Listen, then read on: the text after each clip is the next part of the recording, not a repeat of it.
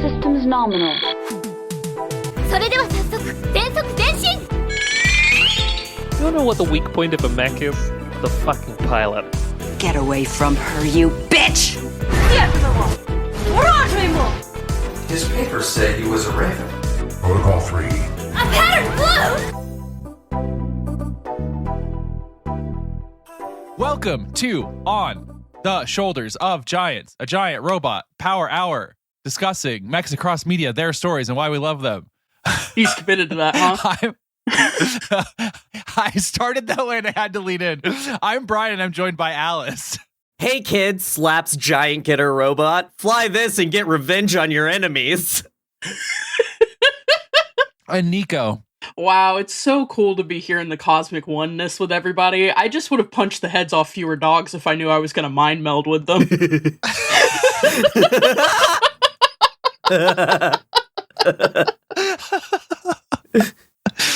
Oh, this week, please praise me. I looked at so many illustrations of bugs. You It's Getter. really did. Let's launch into it. Having fun isn't hard when you've got a library card. Having fun isn't hard when you've got a library card. I'm so excited. Super Robot once again returning to our giant robot / mecha podcast. And boy howdy, Brian, I don't want to say that you were up there in them boot hills panning for it, but you found some gold. I wasn't really panning for it though, because people have wanted us to do Getter for basically our entire podcasting careers, I feel like. Yeah. So it's definitely been on the horizon. I feel like we've talked about covering it like when we covered Mazinger even. Oh, yeah. But yeah, we're back in Super Robot. When's the last time was it really like Big O is pretty much Super Robot? Was that really? Well, for sure we did Grova, so giant robot. Yeah. That's another really big one. And that has lineage with this as well. I would also maybe say Bravern. Oh, Bravern for sure. Bravern, yeah. Absolutely. Bravern unquestionably. We've covered it. But what I will say is, Brian, you talk a lot on this podcast about how what we've covered really interrogates what we are recovering now. This is the opposite. It's like a giant missing puzzle piece that I thought had been kicked under the couch has been found. And I have more appreciation for things that we've covered since then because of how Getter Robo did it. And more appreciation for other things that like we may not have covered but are still in our like everyday language, like Evangelion, for example. Like there's a whole rich lineage of, and people have been saying this. It's not like we didn't know that Evangelion. Do you think Eva is big to mecha? No, I think it's niche. I don't know if anyone's heard of this little indie production. This is a sprawling mecha franchise. It's kind of in ways, in shapes and forms, it is still kind of occurring. We'll talk about sort of how it's evolved since its debut in 1974. All of the different like weird political things that have sort of intercessed in the creation of the manga, and all of the weird like. There's a certain point where the manga and anime storylines start to diverge and like things start being remakes of other things while having the names of a third thing. It is very, very confusing. The franchise is labyrinthine. Oh no. But so what we're doing, just to kind of give a framework because it is so big, is we are discussing select chapters of the original Getter Robo manga, Getter Robo Go, which is the third series, and Getter Robo Arc, which is like the 11th or so. It's up there. And so what I did was I read all three of those, and then I was like, okay, well, we can kind of I cut out some of the middle parts. I thought about Iris J a lot because she mentions doing something on a podcast. I don't remember which one she was on, where they just watched the first and last episodes of things and then just kind of guessed what was going on in the middle. So I basically cut the middle of both of all three of these out. And I can talk about some of the things that we're sort of quote unquote missing. But generally, I feel like we got an idea for the shape of the story in these, which they are very Super Robot. It is a team of people fighting a big evil enemy who's like over the top and stuff. And things get continue to escalate, right? And them drawings are fucked up. Yeah. Well, I will say we start in 1974 with a bunch of newts, and then by the time we're in Getter Arc, they're under attack by fucking Gyo. Like we are deep in the mecha animal horror. Like, I did read the other chapters as well, just because I had the time, and honestly, great Monster of the Week content. So you know about the racist Avengers? We can talk about it. I only read the assigned portion, so you're gonna have to give me a little remedial class. This was made in the Avengers. 1970s, and oh boy. Oh, it shows. The racist Avengers plot is from 2003. So is the regular racist Avengers plot. So actually, sorry, no, I got my wires crossed. That's how confusing this is. That was from 1993. So at least there's that.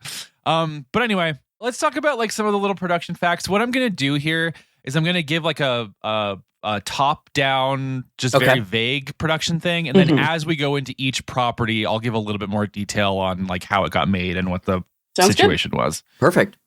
So originally, Getter Robo was produced in 1974 by Ken Ishikawa and Go Nagai. Big names. You may recognize Go Nagai's name as the guy who did Mazinger, so we already kind of know him. These two are like the Aristotle and Plato of mecha manga. And this was like if they collaborated on some like Rosetta Stone to the key of all things going forward. Go Nagai was Ishikawa's mentor at Dynamic Pro, which was the publishing company that Nagai owned. And they would later, like when they both had established careers, Nagai still refers to Ishikawa as his dearest friend. Aww. Unfortunately, and we'll talk about this in more detail, Ishikawa died of a sudden heart attack in 2006. And so that pretty greatly affected not only Nagai and like the general community, but like, for example, Arc was not finished because of that. And so we kind of end in the middle of a sentence on that one. So I would say our second media property this year with a death mid-production. Interesting. Yeah. It is interesting to think about how production pipelines and properties cope with that. Or don't in this case, where they just put it on hiatus forever. I would say we'll publish. I'll put. I don't know how we're gonna fit everything in the show notes, but I'll try to put what we read in there if you want to ttry to read along, or if you just want to read it all. And it'll be on the website as well. The OSG skip list for these three manga. The OSG skip list, yeah. And I would say I don't actually have a good perspective on this because I read everything, but I would estimate that the what was assigned was probably about a 6-hour read altogether, maybe.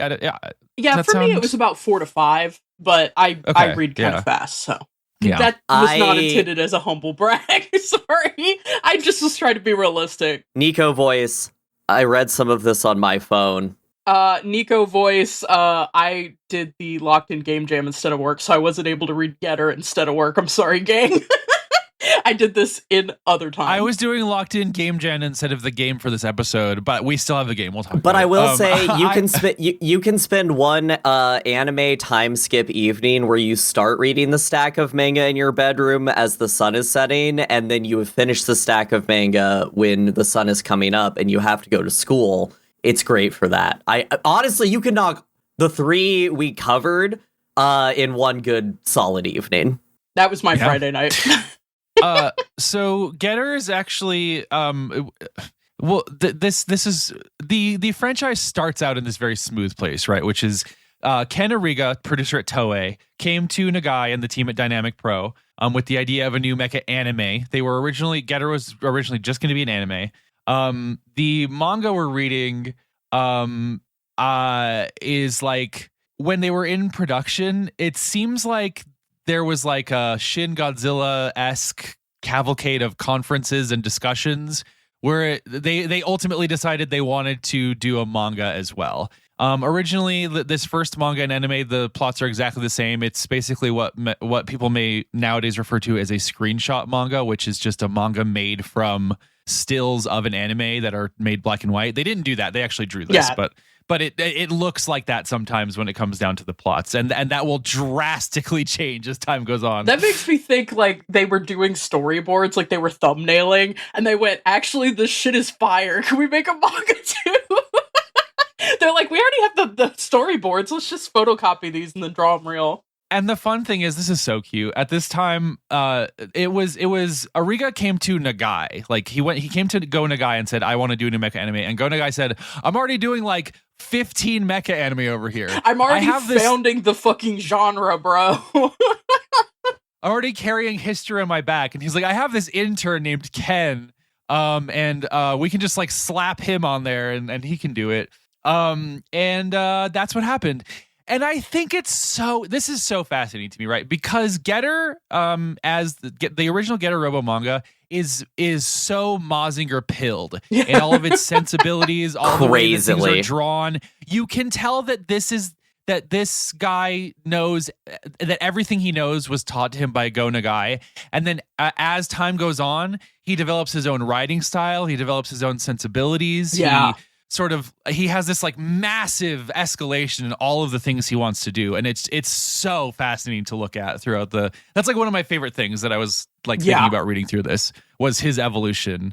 Cause we really do jump from like literally a box with a dinosaur head on it and some little robot feet to like some of the craziest drawings I have ever seen in a manga. This was honestly not a lot to read, but sometimes I stared at a page just like, what the fuck am I looking at? Oh, yeah. Yeah.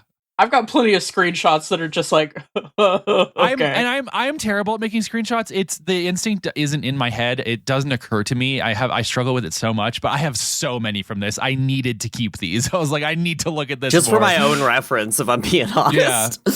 So yeah, since each story is kind of its own distinct thing, I'm not going to give one big summary at the beginning. I'm just going to give a summary for each part or for each different property. Mm-hmm. Unless you guys have anything else at the top, we can just go to a break then. My other thing is that Go Nagai also did Devilman, and I thought about that so much when I was reading this. That's it. Watch Devilman Crybaby. Let's go to the break. Devilman Crybaby is good. Yeah. Da break.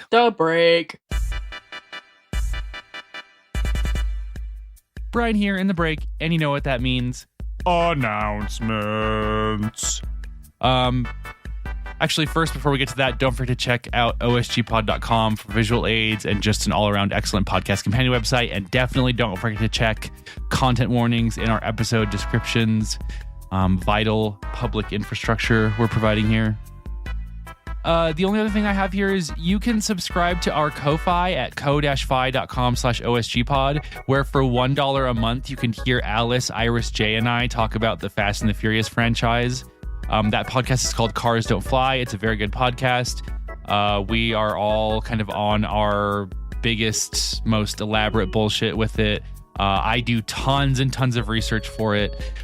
We have guests lined up for the rest of our episodes. It's been so much fun. If you've liked any form of OSG content, I promise you'll like this. It is just like an upgrade because we're getting paid for it. So even if you hate cars, like I do, I hate cars and I'm running that podcast. So trust me, it's worth a single $1, I promise.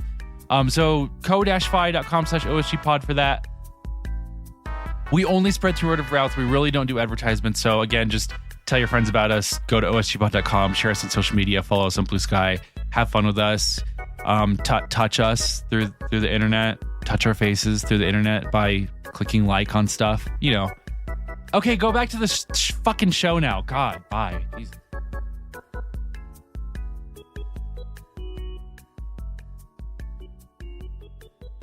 All right. Part 1, Getter Robo, 1974. Here is the plot summary. Tell me.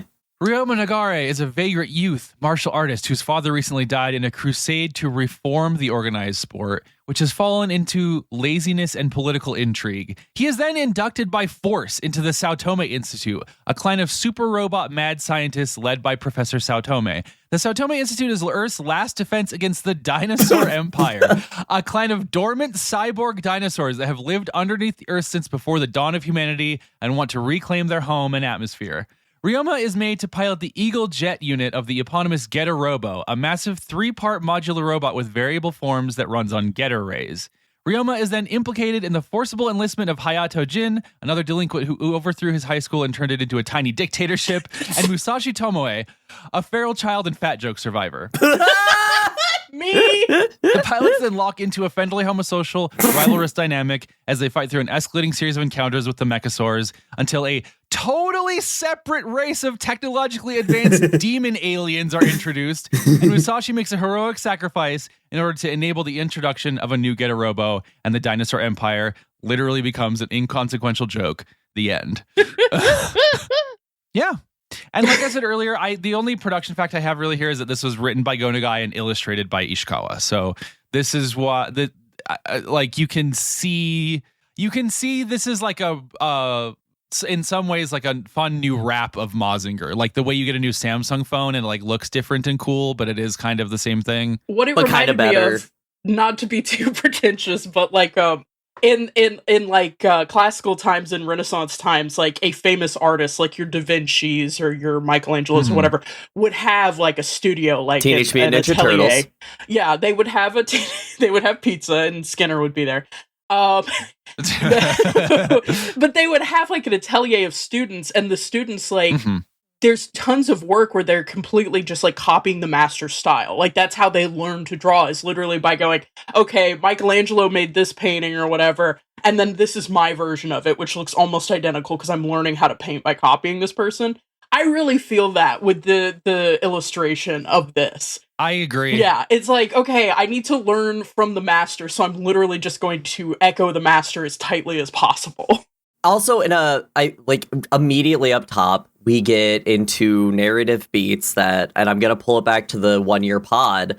It's like Gundam. You're retelling the same story over and over into eternity. You're just dialing it up in different ways. This is a great, I liked Mazinger. This is a better Mazinger. Also, second thought. I like this more than Mazinger too. Who is funding the Satome Institute? Where is the money coming from? They already had 3 giant robots at the beginning of this. I want to talk about it.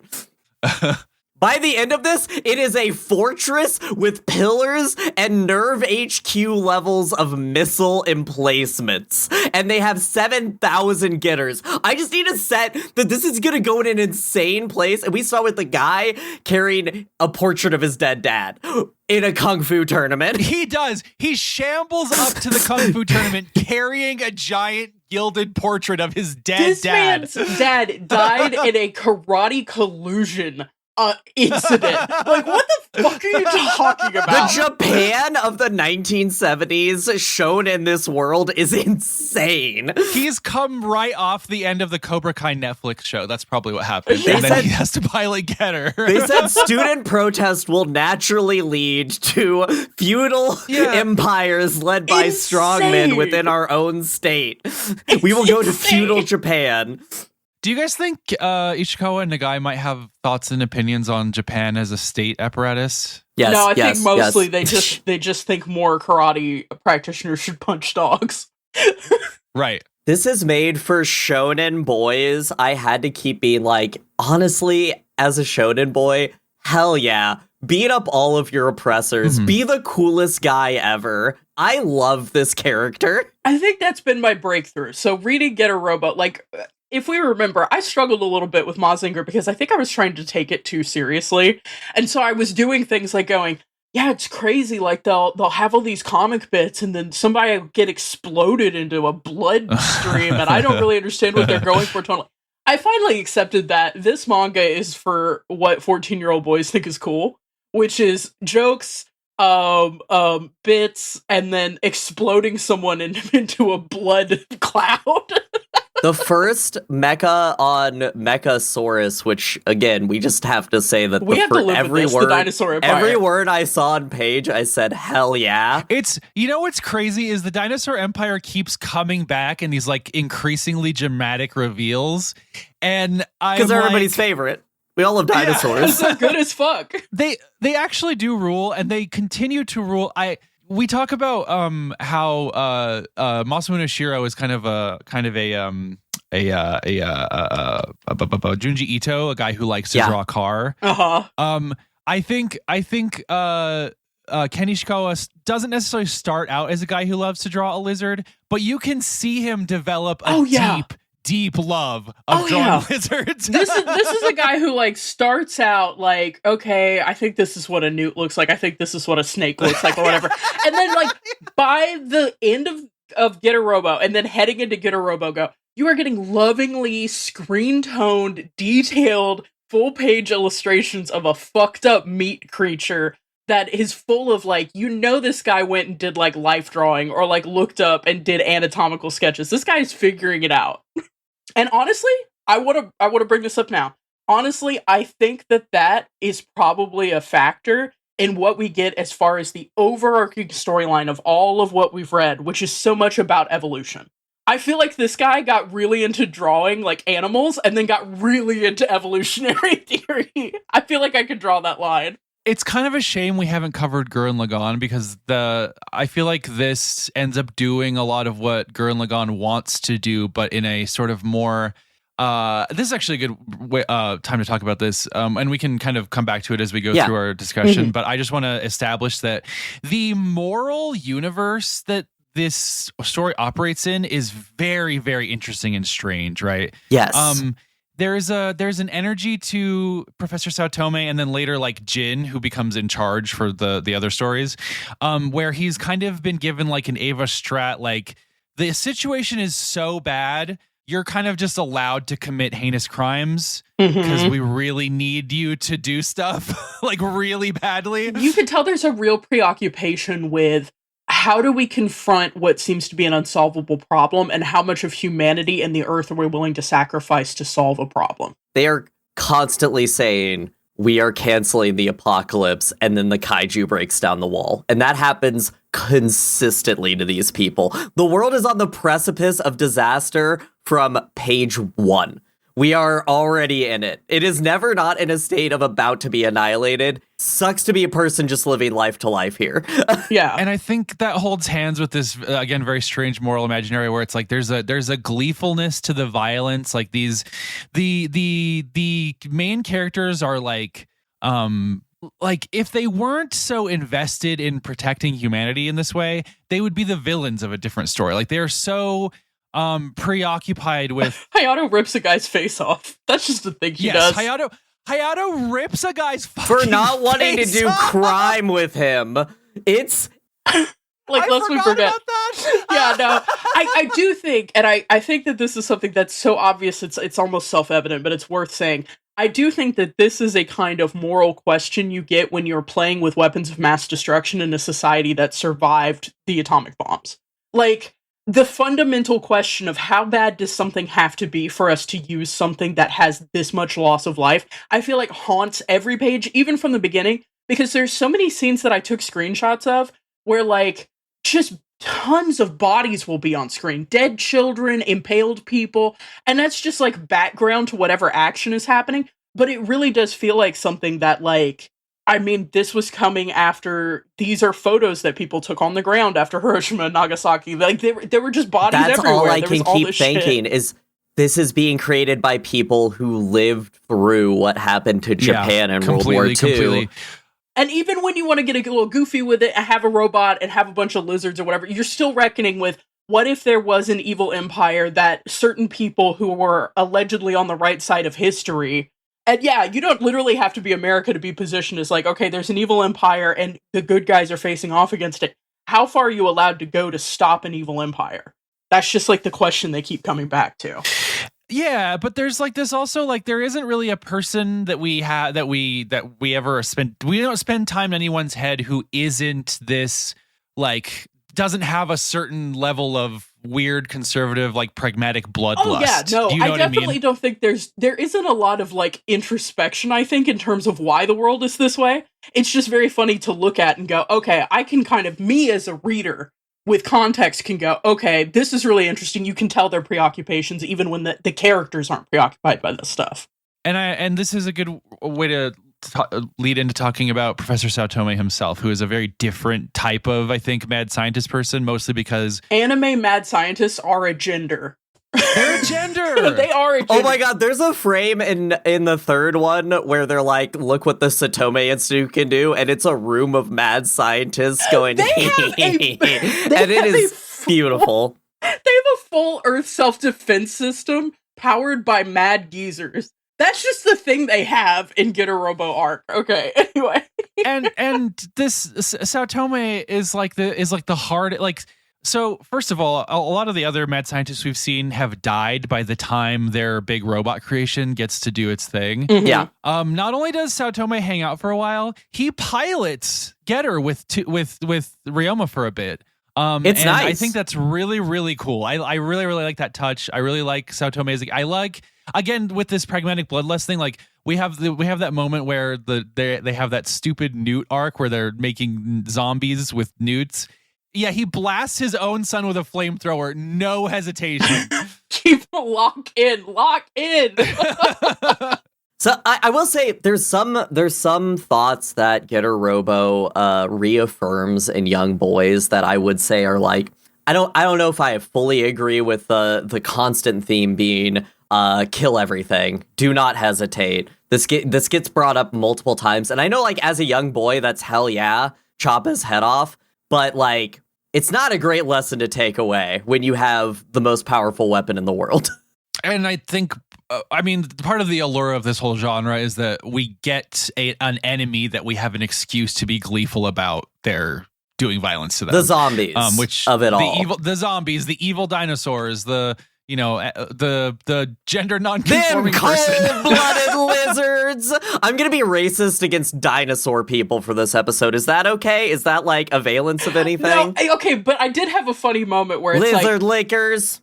In Western society, we have to be so careful with the idea of lizard people because that is such an anti-Semitic conspiracy. And I'm just like, I'm over here reading this manga going, I don't even know what the cultural penetration would be. I just have to assume that's not a thing in Japan and just go with this, because otherwise I'm going to get too in my head about it. I think underground societies haven't always been a Jewish thing. It's just the lizard people that live under the world has been like one of those old conspiracies. It's a, well, I mean, I don't even, I think we're conflating two different things. The idea that the elite class are secretly lizard people who dress as humans is an anti-Semitic conspiracy. But I think, and of course, these are not totally disparate things. Obviously, they're going to hold hands throughout a bunch of stories. But what this specifically, I think, is cribbing on is like 50s sci-fi journey to the center of the earth. Yeah, no, shit. That's what I'm saying. It's like, this is a separate context. It's just funny to me. I had to like turn that part of my brain off to stop thinking about totally. Is it this? It's not. So, for more information on this, watch the Crab People episode of South Park. Oh, don't do that. Hayato the Face Ripper pissing himself. That's in my notes. Listen, you should always play it this cool if your friend pisses himself. I thought you were about to say you should always piss yourself when you see the Getter Robo.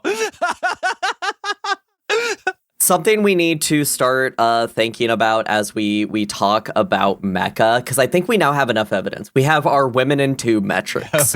We have our many other metrics, but women in tube is, I want us to start considering these mech carriers. So our first one we see is just a fucking 18-wheeler in this. By the end of the series, they have a sick-ass truck with a Three. They have three sick-ass trucks. 3 18-wheelers. 3 box trucks. They just and drive then eventually, they have 3 trucks that have a Getter face on the front. Yes. It's like the Char forklift, but... I can't fucking wait to talk about the whale, but we have to get there. Well, no, I was actually just going to ask, like, what we should do is actually, we've talked about Ryoma a little bit. We've talked about Jin a little bit. We should talk a little bit about... Musashi? The third pilot, Michiru. Musashi. Oh, not Michiru, who is there to be a woman. Does she? Okay, because I only read the assigned reading, and in the assigned reading, she does not ever pilot. Does she pilot between what we read at any point? No. So we've literally stepped just a back from support even character. just like Mazinger. Though I will say, for a shining moment in Getter Robo Go, like, I was so bought in on a female character, and then we'll get into it. But anyway. Then she had to marry Homelander. But anyway. Yeah, literally. Don't say it that way. It's so accurate. It's so ass. This shit is so ass. Anyway, I love Musashi. I think it's so funny. This is always the formula that you'll see in like this era of mech stuff. There's hot-blooded main guy. There's vaguely effeminate smart guy. And then there's fat guy. And I'm always catch me on the side of fat guy every time. In a war on fat guy, I am joining the war on the side of fat guy. I love whenever that happens. I don't love what they do with them and make them the butt of every joke, but just like I must stand every time a guy gets added for comic relief because it's just fun to see somebody come in who's like, I don't take it as seriously as you freaks. I have other shit going on, like presumably eating really good food. He's a judo guy. Okay, I can't get over this. Judo, famously, a sport about redirecting the force of your opponent and executing like judo moves and shit. Throws, flips, whatever.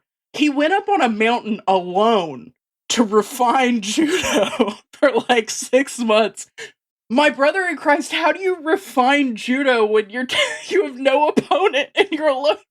Imagination. Fighting your demons. They never interrogate this. There's a lot of things we don't interrogate, and you can't interrogate. What I really like about Musashi is that he and Ryoma don't really get along. And I like that they have a bunch of really funny little like gags. Musashi did you guys read the bonus chapter? It's like yes. It's like 5 pages. And it is just it's a bunch of silly contrivances that so that Musashi has to pilot Getter by himself, and he can't figure out how to combine it. So they draw a bunch of like Getter 1 with Getter Robo's arms on its head, and it like, can't walk because it like it's very good. I really like. I hate that Musashi is the butt of the joke, but I think we need a comic relief character in such a violent thing. I wish he was able to do more jokes like that instead of being a joke. We found that in Giant Robo, when it's a trio of characters, you kind of fit into your roles: the hard-headed one, the comic relief, and the hero. So it kind of helps us to have those people to bounce off of. We're all shonen boys in this. That's it. Sorry, I just think it's forwarded an image because every fucking time the Getter Robo is mid-transformation, not fully transformed and not just its little jet pilots. Its legs and arms are the funniest fucking shit in the world. It's like my favorite it's very thing. funny to me because in current times, when you draw transformations and things like that, you have to sell the toy. These are drawn in a way that they are rubber banding and like folding in ways that like would be physically impossible, but get a raise. I think the anime probably has a little bit more of a toyotic nature with this. It's so weird to look at this screen cap because I was looking through Arc last night. Mm-hmm. And just the simplicity of these drawings. Like it's not even like a qualitative thing. Like just it's a completely different sensibility. It's so interesting to me. What he's choosing to draw, what he's choosing to omit, the way the characters are drawn too, in this is very good. You can see when he starts to get more assistance in the later series. I know we talked a lot about like his in-depth drawings in the background of stuff, but we do have to give props that in the manga industry, this is a lot of just assistants, unnamed assistants who just are filling it. He's like, over here, put a pile of bugs. And they're like, I'm going to draw a bunch of army dudes and piles of bugs. Yeah. My one note from chapter 6, besides, wow, that's a lot of blood, is, oh my god, that's a US Phantom 2. I just saw one of those in Seattle. That's it. Cool. I gotta go to the Museum of Flight so I can understand more of Alice's sort of lifestyle. So the plot here is we just have a bunch of battles against the dinosaurs until we have a big climactic battle where Musashi has to pilot Getter or not has to, but decides to kind of a suicide bomb the dinosaurs in the Getter. R.I.P. Musashi. Yeah. You were a real one. It feels really bad because I'm editing the IBO episode this weekend and it feels really bad to have Biscuit and Musashi backed up on each other like this for me. Well, I will say it's like I struggle with this sometimes because it does feel like whoever your comic relief character is, often your fat character, it seems like the noblest thing they can do to be redeemed for the crime of being both fat and funny is to die tragically. Like, yeah, I that's like a major thing. Like, yeah, I don't know what to do with that. So he carries around a severed. So a character carries around a severed head during part of this chapter, and I just think that like. Oh yeah, that's a 4th grader carrying around the head of another 4th grader. Yeah, so I forwarded that just because I do want to bring that up, because there is an arc where the base gets attacked, the lab gets attacked, the Sao Tome, and there is a town around the institute. Why are you? No one should be living near this by the end of this, and people to Vesuvius. don't live in Tokyo 3. Why are people living in Tokyo 3? Your building's not getting down. It's not getting retracted. You're just a guy in a house. Don't live in Tokyo 3. That is the official statement of the OSG pod. You and think don't the live near colony South Domain shelter Institute. is gonna protect you? It is not. Yeah, no, but yeah, and so everything gets obliterated, including like an entire school, and the Getter team ends up encountering this group of like 4th grade delinquents who are on a revenge quest because the dead bodies of their friends and classmates are all around them and they want to get revenge. And that's just a thing that continues to happen throughout that. Again, that's why I wanted to touch on that reality of like bodies in the streets, dead children. This is something, again, like 0079, the beginning of Amuro's story is a lot of civilians just like getting exploded and laying in craters. And that falls out of Gundam in a major way, I think. Like that on the ground death until we get like big meditations on it. Like, was it Stardust Memory that had the shell that hit the woman? I forget. The Gundam OVAs are blending together. No, that was me. F91. F91. Yeah. So, like, we see some of that later, but it's like a return. The one for kids. Yeah. The one for kids. No, but Alice also had made a point about that in a different, I don't remember which episode, but it was in a different episode where in 0079, you are just kind of seeing sketches of bodies lying around. Nobody's carrying around a severed head. You know what definitely. I mean? It's honestly like I'd be interested to know how the anime version of this goes because like it feels like you can't broadcast this, but also it was a different time, and like I said, like there's different cultural like acclamation. Again, like this is a society that survived seeing this kind of shit, so like why would they blink at it? Whereas for America, where we really haven't had a war on our shores since the Civil War, I think there's a little bit more kid gloves. And we're closer to Puritanism.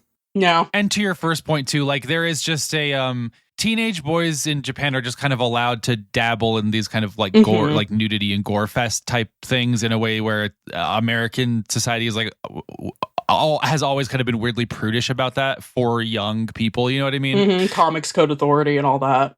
Yeah, exactly. Okay. I don't think, for listeners, even if you don't kind of look at the web zone, I think we need to talk about, and this is weird, the mechas in this mecha thing. Getter himself is 3 separate units, Bear, Jaguar, and the other one. And they combine Eagle. Eagle's the one that flies. Wait, they all fly? And we get that Getter is always going to be 3 shuttles that combine. We're going to see this just kind of redone. They're always drawn in weird ways and fun ways. You have always Shuttle have is 3 a good pilots. word for this, because it's very smooth. They don't look like jets in the way the later ones will look like jets. Yeah, the art in this one is very evocative of a Mazinger Z stock and barrel kind of vibe. But what kind of shows me a lot of where Ken is going with his design aesthetic for these is in the enemy mechs, as we'll call them, and eventually the allied mechs, which I'm about to geek out about. But I posted one of the enemy mechs, and to explain this in words, he's kind of your standard like metal dude statue guy, but his head is your usual like evil mask. And then there's like 2 lizards coming out of his neck onto his shoulders that then pop out the back of his head into a giant noodle. I don't know how you come up with this idea, but the man is cooking. What are your thoughts on this design aesthetic that he's doing with these? Like, these are insane.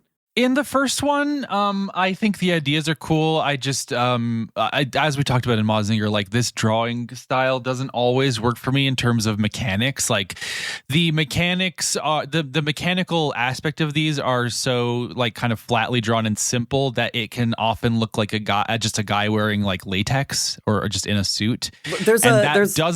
There's a specific frame where Getter finally combines in front of this guy, and it literally looks like one of those old Godzilla like dudes in suits about to fight movies. It looks like you know? Jaguar. Yeah, Jet Jaguar. That's exactly what I'm saying. Jet Jaguar. Yeah, no, I agree with that. It definitely there's a lot of the God, that newt part looks so evil.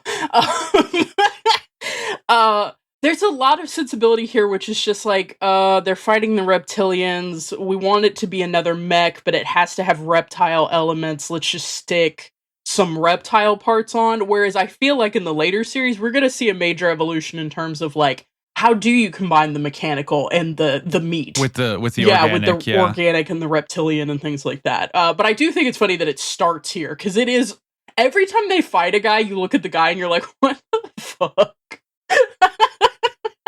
What are we doing? Or at least I did. I was constantly going, what the fuck? And some of the like I said, some of the designs of the mechasaurs are pretty cool. I just think the Getter itself, it's difficult to talk about it in its first iteration because it doesn't really do much for me. But what we're gonna do with these shapes, like the shape of the horn, ears, and the general kind of shape of the face, are going to evolve in ways that I do think really hit for me later on.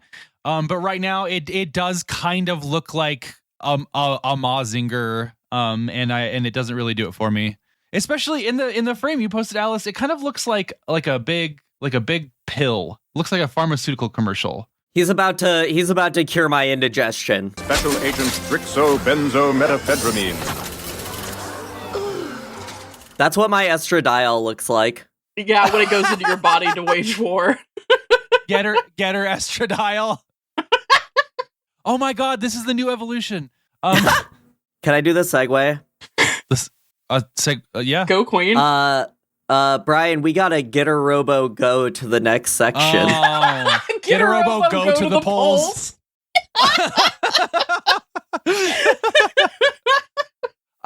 Yeah, so part 2, Getter Robo Go. Go is the third Getter. Which is crazy because Go means 5, but anyway, no, I'm kidding. Between Getter and Go, we have G, which G is just about Ryoma and the crew dealing with the Demon Empire, which we didn't even talk about because the fucking manga doesn't even really talk about them. We don't have time to talk about the demon aliens.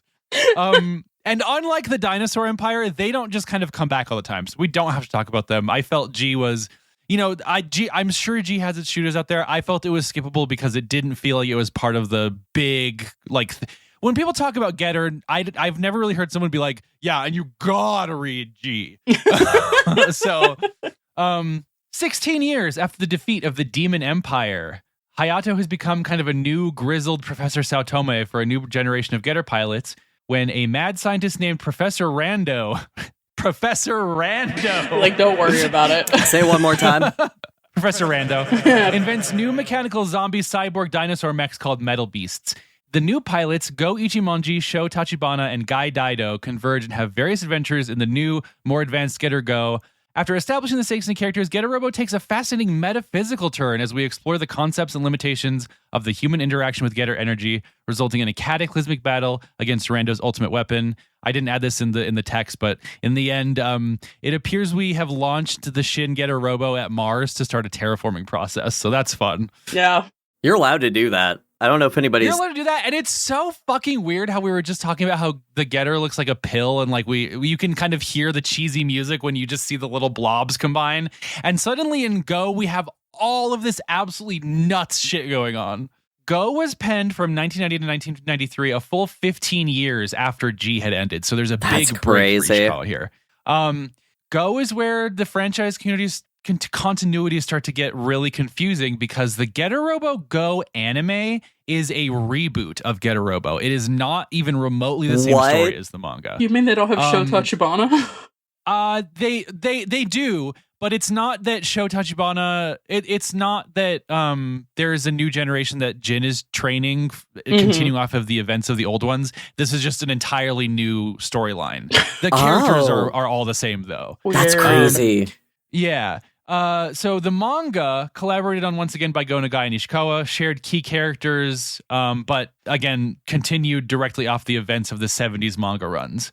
While Getter Robo G was actually the first Getter import overseas, being called Star Vengers here and including a Mattel toy line, Go was called Venger Robo and didn't really seem to market its connection to Star Vengers. Toei refers to Getter Robo Go as Gold Bang on their website. It is not referred to that anywhere else ever. I cannot figure out why it's called that. What the fuck? Write in if you understand. So what's happening here is at the end of the Go manga run, we get the Shin Getter Robo, which is the subject of a different storyline. And so there is a series called Shin Getter Robo that is about the Shin Getter that doesn't share the same storyline as this. This is what I mean when I say things start to get really fucking weird. And that's all I wanted to say, because when we get into Arc, which is which was only a manga until like 2021, we can talk about that as its own self-contained thing, because we don't have to care about what the fuck the anime is doing. Yeah. So we've got new pilots. They're being tutored by they're being tortured by Jin Hayato, who has even more hire a fucked hair. cyborg to destroy a neighborhood. Yeah. Oh my god. Anyway. Okay, just our hearts go out to all of the Getter pilots who were brains instead of brawn kids. Because apparently the test to be a Getter pilot is a murderous cyborg is sent after your flesh body, and if you don't defeat it, and then an entire mech on foot, you don't get to be a part of the Getter team. They gave the guy who ripped people's faces off the keys to the whole Getter thing. Like, that's really... No, so yeah, we're introduced again. There's like Alice said, who is funding this? We have multiple Getters now. So there's like sub-Getter projects, but Hayato Jin is looking for his like 3 locked-in OG, like they need to pilot the best Getter in the arsenal. And he goes looking and he scouts for this one athletic guy. I want to interject real quick and say what part of the series gave him a doctorate, because he's a professor now. He is now Professor Jin. And I know it's like Jin Sensei, but they give him a lab coat. They give Jin Sensei a lab coat. Well, at one point they give Ryoma a lab coat, so I think the lab coat bar is really low. I know, and they are still calling him Colonel. They don't call him Professor. They call him Colonel Hayato. Okay. Fair. No, I was just going to say, so they're trying out Go. Go is their guy who they're subjecting to hell the way they subjected Ryoma to hell, because they already have 2 people on the team, so to speak. One is a guy who is going to have a major crash out. We'll get there. But the other is the most important woman in the world. Her name is Sho Tachibana, and she specializes specifically in the use of a katana where you do like a fast cut and you like kill somebody in one stroke. There's a specific name for this style of martial arts, but I forget what it is. Kendo, right? Well, Kendo is the use of the sword, but there's a specific name for this specific thing that she does with the... I think it's called... Iado. The sword drawing martial art. It's specifically about drawing it quickly. It's almost like the quick draw revolver of sword. She's literally Goemon from Lupin, which is like whenever something needs to be cut, she will just kind of flash in frame, and it will be the first thing she does is cut Go's shoes and socks off without cutting his feet. It's so funny. So funny. Well, the first thing she does, she cuts his pants, and then he's like, "What a cheap trick! Got anything else?" And she's also cut his shoelaces. So, I think her characterization is interesting, because when I thought about how like most of the male characters in this are gorillas, we love evolution. They're all monkey men. But when they introduce her, she's using an elegant art, which is pretty cool. And I was like, oh no, has she been relegated to not being like a dude bro like the rest of them? And then she pulls out a fucking RPG and shoots it at a cockpit. Oh, she is point blank. It's Holy so shit. funny to see this version of a female character in a teen boy focused kind of thing, because I think we've seen this a lot. This is your tomboy. This is your one of the boys girl. And it's really funny the extent to which she's drawn differently. She's drawn in more masculine poses. She's drawn in a bigger profile and everything. And then, like, I was enjoying this so much as, like, a difference with other female characters I've seen in this type of work. And then Brian was like, okay, you're done with the first 4 chapters. Go ahead and jump to whatever the chapter was. And she's just completely gone because, as Brian alluded to, she had to go marry Homelander. She served too much cunt, and they sent her to America. I'm so sorry, Queen. I loved her a lot. I have a lot of screenshots of her just doing shit. She's very cool. Nico, you might want to go back and read those missing chapters, because there is a character... I should just talk about this now. Yeah. Do it. There's a British character, she's part of the Racist Avengers. Yes, she is. She pilots a big, like, sheer black naked lady mech. She is a yoked predatory lesbian who tries to hit on Sho a lot. And her name is Linda Tiramisu. Characters of all time. I'm kind of obsessed with her.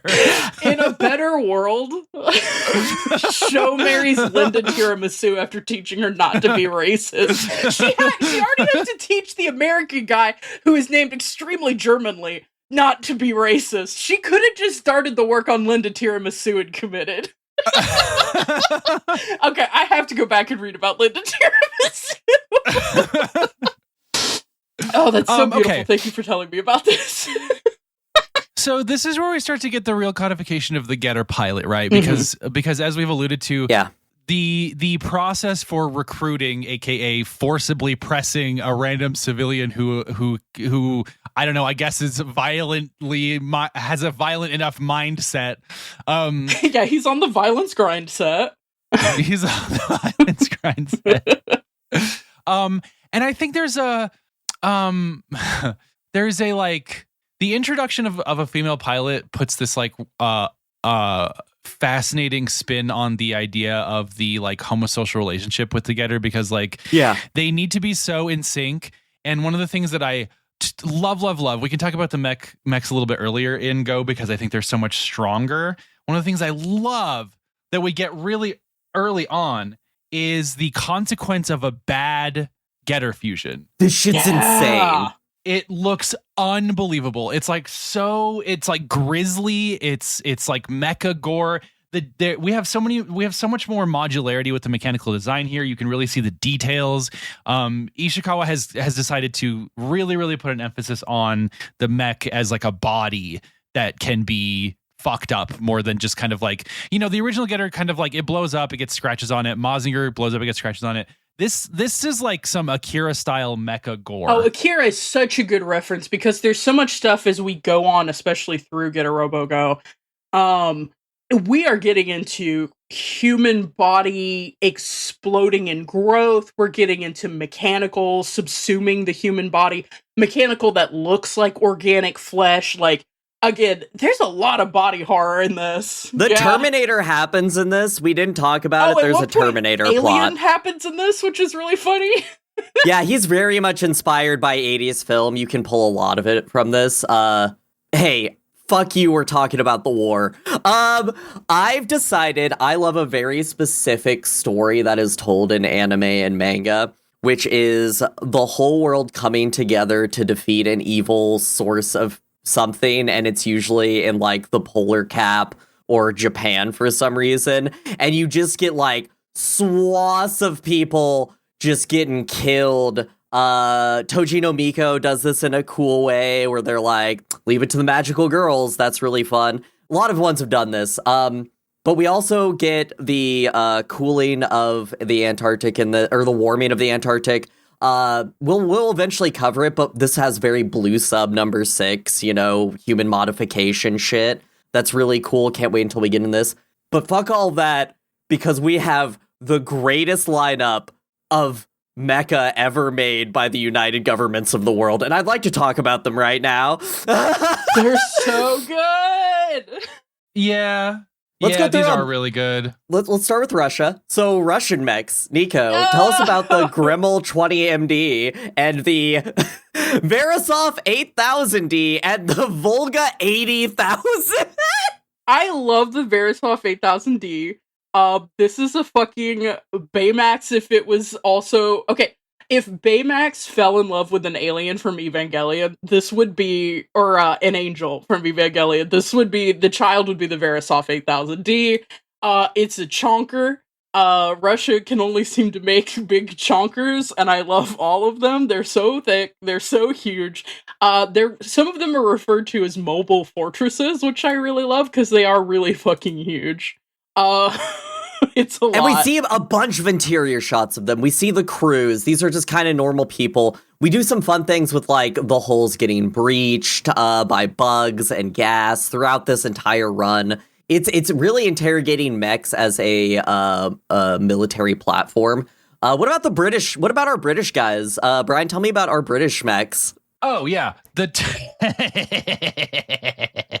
the Turtle B-48 and the Kingdom 007. The Kingdom 007 looks like a fucking alien progenitor. Yes! What the fuck?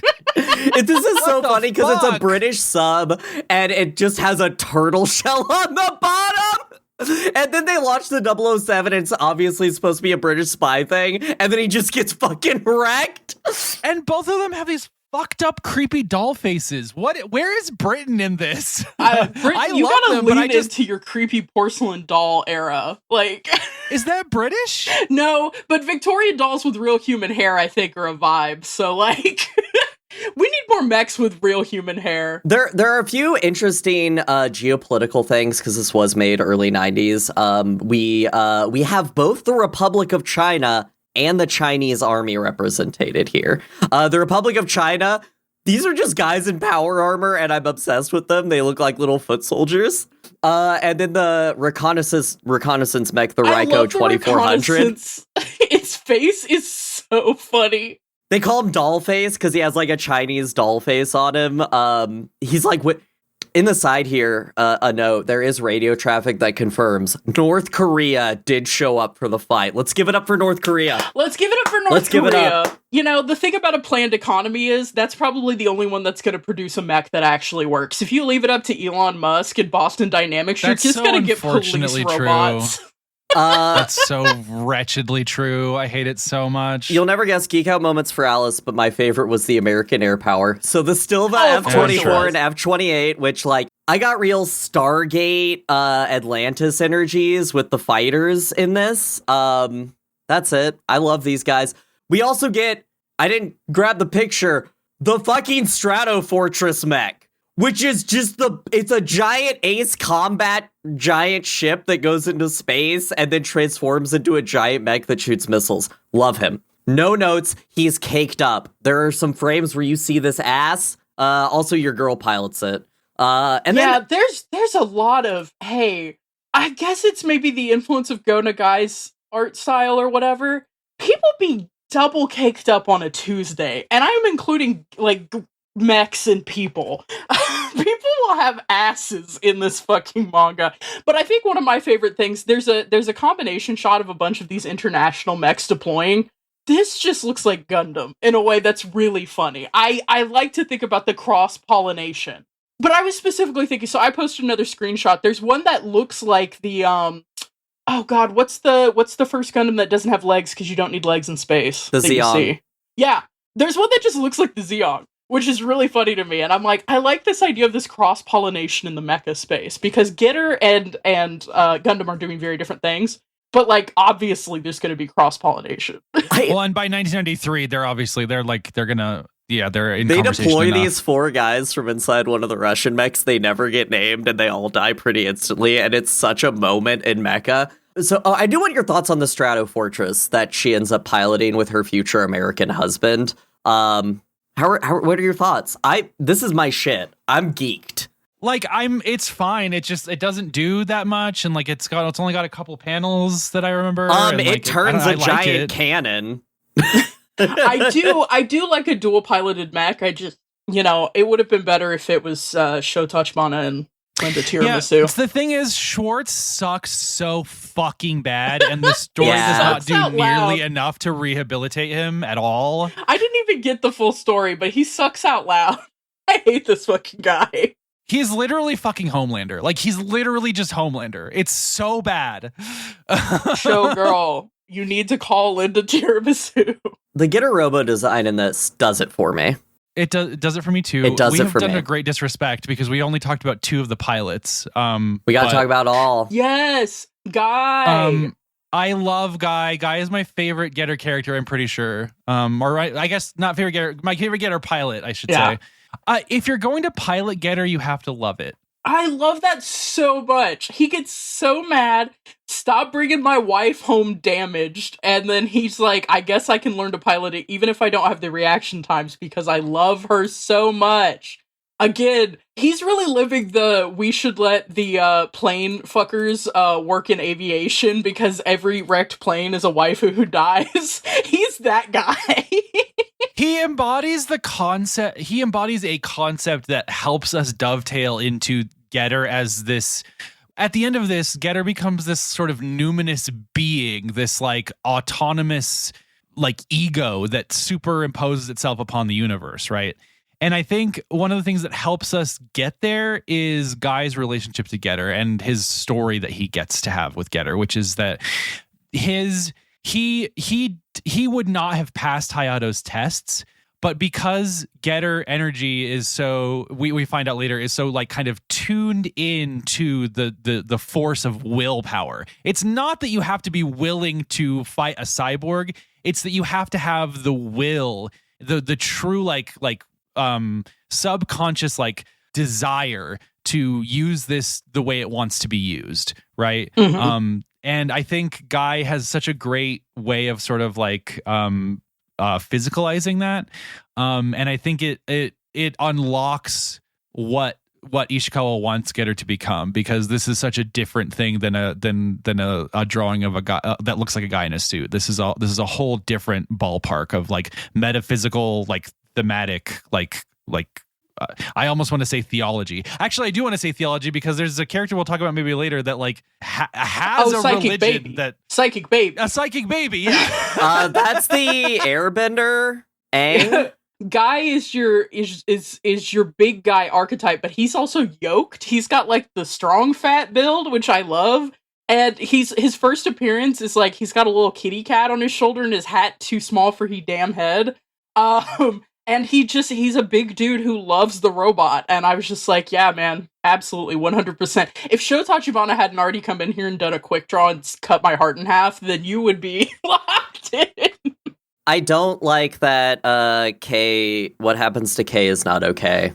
No, it's not okay. It's not okay. It's not She's okay. Literally, they infantilize her on screen to the point of being a fetus, and that's fucked up. A fetus. I love fetish cheese. Love that. I do wanna just say, because we're kind of on the pilot still. I just want to say one more thing, which is that there is I'm not sure if I made you guys read this chapter. There is a plot where basically the Vega Zone, aka Professor Rando, has ransomed the entire nation of Japan with like a super bomb and has demanded that the Japanese government turn over Getter. And Japanese government has agreed because they don't want to die. Yeah, you don't have a government of a Japan if Japan is gone. And so what Go decides to do is defect from the nation of Japan and become an expat. And he's decided to steal the Getter so that they can keep fighting. And not only does Sho join him, not only does Guy join him, but the entire engineering team also joins him and all defect from Japan. It is like such a good... I love, I can't stop thinking about this. Corey in our Discord, shout out to Corey. She's like the Getter gremlin that whispers in our ears all the time. She said, because we talked about in our Mecha 1988, the comic book, we talked about the main character's 3 gay dads. And we talked about them piloting the Double Zeta. And Corey said, that's literally just Getter Robo, is 3 gay dads piloting a combining robot. And I don't think this excludes Sho. I think Sho is a 3rd gay dad. I'm saying this right now. I'm also a 3rd gay dad. You should know this. Yeah. Lesbians can be a type of gay dad. Sho has that energy of a divorced dad who's like finding another lover. She kind of does, right? Yeah. That's it. So yeah, the Getter itself. This is a different thing. Oh yeah. First off, the new design I'm really liking. It's more Cyborg 009 than it is Mazinger Z. It's got like Devilman wings. Yes. Mm-hmm. And we're also starting to see this evolution where Ken is going with this. My friend Ken, I call him that because we're close. Yeah, I was gonna say earlier, you're on really close names with Ishikawa Sensei. Really close terms. Yeah. I have his phylactery. No. But we start to see him using Getter as more than just a mech. And I think we could just say it. What goes through with this entire psychedelic sequencing all of Energy's history is one of the coolest, like, experiences of like, I went in hoping for a good time with my pals, fighting a monster of the week. Suddenly I'm going through all of human history and knowing that it's all coming from the same energy. What's happening? Well, I love this as a trend, right? And we've seen this, and culturally we've seen this a lot. You can start from one place, and then you end up going, well, the tools I have are my giant robot anime/manga, but I want to talk about X, Y, or Z. And you got that with like Gunbuster. You definitely get that with Ava. You're getting that here. It's like, what is the author's preoccupation and what tools do they have to express it? Well, I've got Getter Robo, and I'm really interested in talking about human evolution and the universality of all living things. So I guess I'm going to use Getter Robo to talk about, like, this is the tool I have.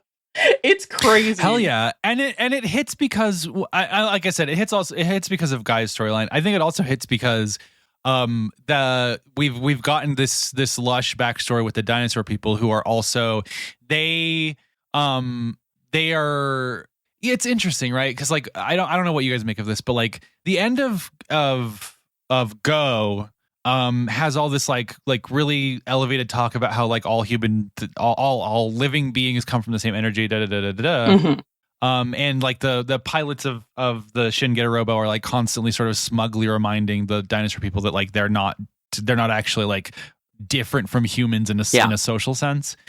But at the same time, it's like it is irrefutable that the two species appear to be fundamentally incompatible, right? Mm-hmm. And they don't seem to be interested in finding an equitable solution to that problem. And this is what I mean by there's like this weird gray morality to this universe.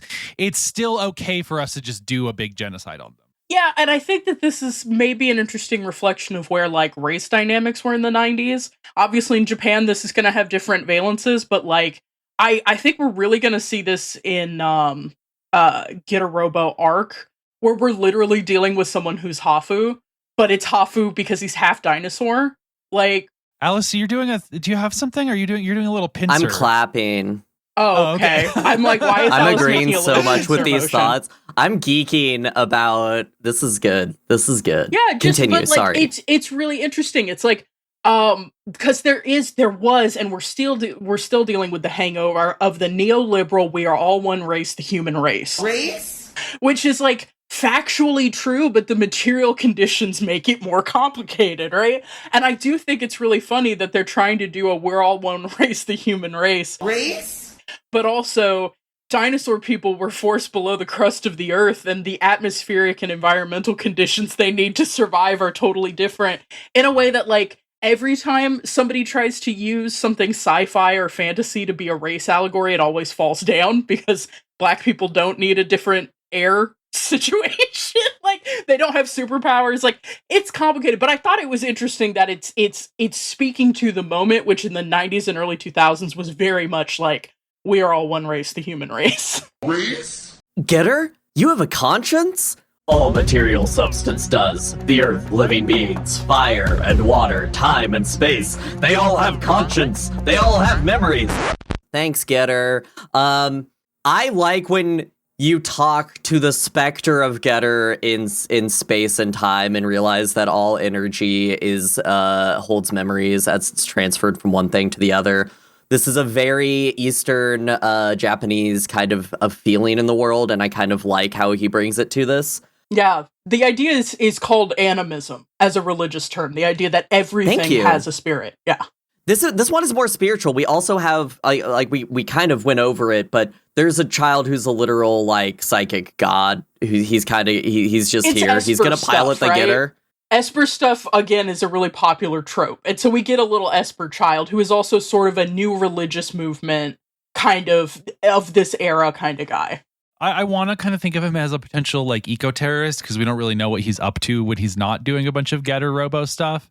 But yeah, he is kind of a demon empire in that he just sort of shows up and you're like, okay, this psychic child is here and now he's one of the pilots, I guess. And sorry, I just looked at the screenshot that Alice posted of the racist Avengers. Oh, that was me.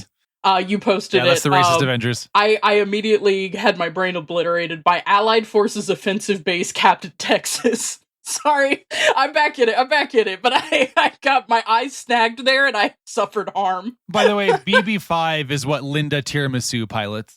Oh, I could tell. I saw them titties. So I could tell. Yoked for no reason. Why you got all that? What are you gonna do with all that? Look at those eyes. Oh, it's insane.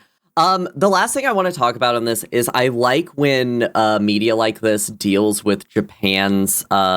Japan has a very specific history of having been nuked twice. And this one, again, kind of deals with that trauma in a way of what if there was just a robot who could eat that nuke and we would have none of the bad effects of a nuke? And like, when will we as a human society, like they even have some of the villains being like, it's crazy that Russia's gonna nuke something that's gonna end the world because mutually assured destruction it counts for evil super weapons. But I think it's interesting that they just are always struggling with this. Also, that Russia is the one shooting it. If this was made in 2020, America. Yeah, we would have to confront the reality of that. Yeah, I do think. Yeah, my note here was just like the only thing that can stop a bad guy with a weapon of mass destruction is a good guy with a weapon of mass destruction, which unfortunately is a lot of mech anime. And I mean, to speak to Alice's point about like the sort of the nuclear disposal fantasy, this one is even to go back to the sort of a weird morality at play here. Like even that has such a high cost, right? Because one of the things that happens is when the Shin Getter Robo first activates it, like it basically causes a nuclear reaction in Japan, and many people die in that, right? Mm-hmm. And the Getter, this is when Go is having his big universal conversation with the Getter as a consciousness, and it's basically like, yeah, don't worry about that. Don't worry about a kitten, okay? Yay. Yeah, exactly. Is Go a Discord kitten? Yes. Also, the Getter is just absorbing both people, which we could. That was a whole scene. Like, we mentioned her before. So when Sho goes to marry Homelander, we got to get another girl, a peripheral to the team. And so they add the character of Kay, who I don't know much about because, again, I only read the assigned chapters.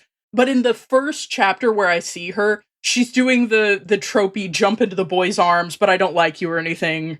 Yeah. She said Kya. Yeah, she says Kya. 5,000 times. I thought you picked this chapter just for me, if I'm being honest. That's it. And then she gets literally, as a character, subsumed into being an infant-minded, literal...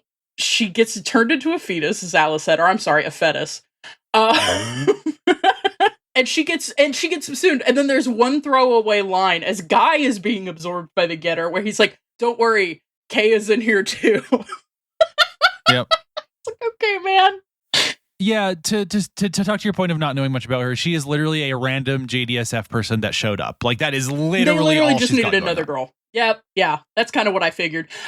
I will say it was really funny. So we jumped from chapter 4 to that, and I'm like, where is my girl Sho? Which is when I immediately go to the wiki and find out about her dark fate. And I was like, no! I think you see her again, but I thought I wasn't going to see her again, and I got so upset. Do you ever meet one woman who you like in a manga and just, like, cling to her? Anyway. I like how this ends. I just think that this is a good ending, honestly. Yeah. I like the, Yeah, that's it. I just like it. A good fight, good existentialism. I love End of Evangelion. Beautiful art. I love all of that. Beautiful. That's what I was going to say.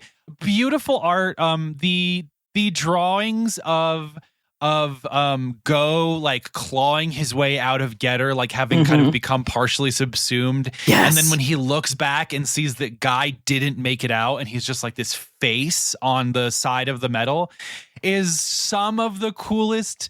You want to talk about locked in? Yeah. You want to talk about locked in, motherfucker? Yeah.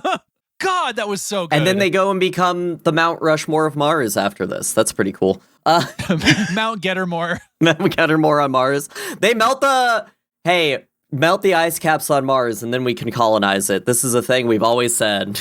Before we move into Arc, just one thing, fascinating meta reflexive move that doesn't hit for us because we read this all in one go is Ryoma shows up. This is the first time readers have seen Ryoma in like 20 years. So this was kind of I feel like this was probably like a really big moment. Yeah. He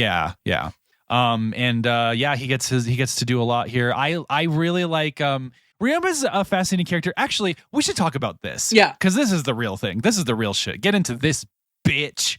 This is okay. We talked a lot about Nadesco being sort of a strange codex for Nico. And we haven't really talked so far about how Nadesco's pairing a lot of stuff. But Geki Gengar is very specifically this. Yeah, very specifically. I need to be so real with you. This morning when I woke up, the Geki Ganger theme from Nadesco was stuck in my head. I just had a spiritual moment where Brian brought up Nadesco and I went, Jesus Christ, she's in my head. He knows that I was thinking, let's go Geki Ganger. The Nadesco energies are insane in these moments. Nadesco race. It's so good. I just, because what made me think of this is like, Nadesco really is like, in Nadesco, there really is a whole religion built around the idea of Ryoma. Yeah. And to see him in this is so fascinating. I think it's like, I almost wish we had covered it sooner. You know, like backed up onto Nadesco or something. But I wanted to mention that because I was like, holy shit, when I saw him come back in this. Yep. I literally said, oh boy, another reason to rewatch Nadesco in the background. Yes. Yes. I do love it. I honestly, not to be all love the journey or whatever, I think one of my favorite parts about this podcast is when we do have a moment like Alice described where it's like, oh, I just found a huge puzzle piece for my understanding of this genre, or like where certain ideas have come from, art, you know, like the discussion that was happening within it as a genre. Like, I love when we have those moments, even if we feel like we're having them out of order. It's just always fun and rewarding. So it's like, yeah, I love the fact that now I can go back and watch Nadesco and again, and just, I have so many more pieces of it from the 1 year pod, from this, like from, I understand how I sleep knowing a meme, but it's me smiling. All right, shall we talk about debugs? Debugs. Brian, you are God's braver than any Marine. Yes. All right, part 3, Getter Robo Arc.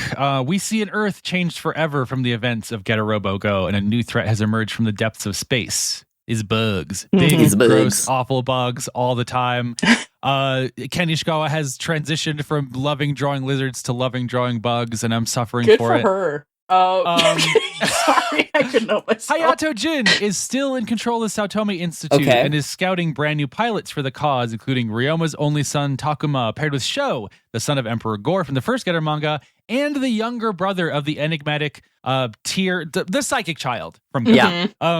Takuma faces off against these new alien insects as well as ghosts from his and his father's past. The three pilots' loyalties and priorities are continually tested until we get another apocalyptic showdown. Which I should clarify, actually. Another apocalyptic showdown, which they win, and then Sho decides to, or what's his name? Is his name Sho? It is Sho. That's confusing, don't you think? No. The half dinosaur guy? Yeah. His name is Kamui. Kamui, yeah. I fucked that up. No, you're good. Yeah. I thought it was Sho Kamui for some reason. It might be, but his given name and the one they use is Kamui. They use Kamui. Kamui starts another one, and that's the cliffhanger that we end on. Yeah. I will say... Yeah, prepares the second arc. Yeah. Ishikawa tragically died before any new content could be developed, and they decided to just sort of put it on hiatus. Arc was published in Super Robot Magazine from 2001 to 2003. A 13-episode OVA was produced by B Media and animated by Studio A-Cat with direction from Jun Kawagoe. And that was in 2021, I believe. So that's like the newest Getter thing, I believe, as of this moment is finally Arc got an adaptation. From what I can gather, they did not attempt to flesh anything out with the ending. The ending of the anime basically just ends in the same spot, which is pretty much in the middle of a sentence. So that's, I guess, it's sad. I wanted to include this because it felt like without it we wouldn't really get like the full picture maybe, and I didn't want to make us do a manga and then watch like Armageddon or something, because that just felt like two different things, you know what I mean? Mm-hmm. Yeah, and I will say, like, when I was reading this, my harem mentioned to me that if we cover any of the animes, it should be Armageddon. So I do think that needs to be its own episode at some point in the future. Armageddon was directed by Imagawa, who directed Giant Robo. So it should absolutely be something that we cover, yeah. Okay. This whole time I thought we were talking about the movie Armageddon. Yeah, we're talking about the movie Armageddon. No, Getter Robo Armageddon, you pig. What the fuck are you talking? We're sending oilmen to this asteroid to find Getter Robo. Does that movie have Bruce Willis in it? Right? Bruce Willis pilots Getter Robo in that. And Brad Pitt pilots Getter 2. Getter 3 has got to be the one guy Bruce who dies. Willis pilots Bruce Willis pilots Getter 1, Liv Tyler pilots Getter 2, and Ben Affleck pilots Getter 3. I was trying to figure out how these things were connected. You just kept saying Armageddon. I can't emphasize enough. You just kept saying Armageddon. It's easier to train Getter pilots to do oil stuff than it is to train oil to do Getter. I'm so fucking sorry. They got dinosaur people on that asteroid.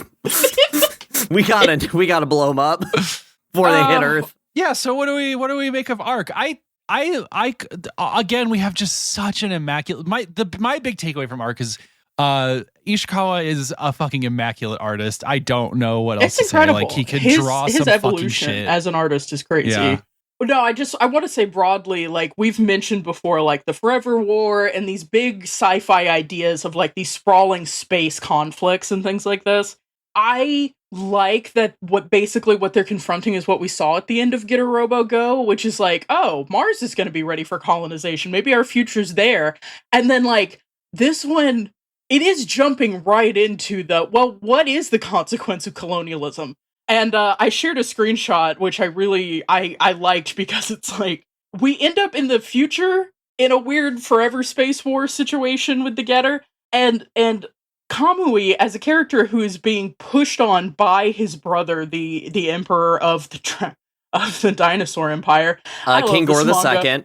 Uses full title. He's being pushed on by his brother to carry out this mission, remove the threat, and then destroy the Getter so that the dinosaur people can take over. And he is clearly in a place of conflict at the beginning of this, but I do feel like this is the moment that radicalizes him when he sees the future, which is just humanity using tons and tons and tons of weapons of mass destruction to clear planets that they will then colonize. And as we already know, the dinosaur people and humans, like, they don't have a lot of compatibility in the way that they can live. And like, it is really interesting that we're seeing on screen, it's like, okay, what do you fight for and who is it for? Because apparently if you're going to save the universe, you're going to pave the way for infinite human expansion.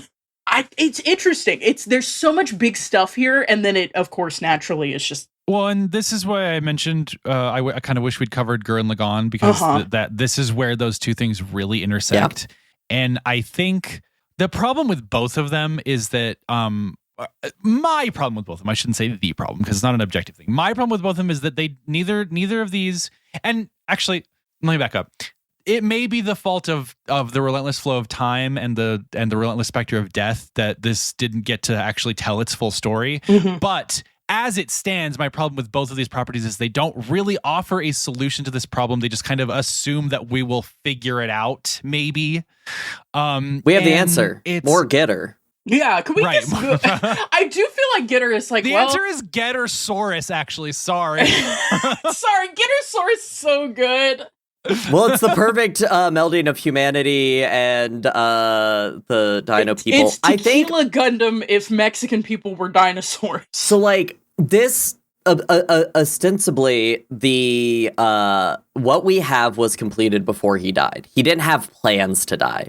So we have to take that the entire horrifying future plot was a pretense for dealing with how do we not have that future by getting past the things that divide us. And that unsung part of this story, I think, is very loud here. Mm-hmm. Because I do think there's an underlying character drive between our main trio where, unfortunately, Kamui is going to have to be saved by the other two. That's we know how stories work. We're read in these things, but we don't get that. And the space here that's troubling is that, like, we can assume that, but we'll never know. Because I will say that, like, throughout the run that we read, I've seen some unexpected stuff happen. So, like, it's hard to, it is like, yeah, that's probably what would happen, but also what I like. What they do with this future, first off, we can print a new Colonel Musashi on a moment's notice.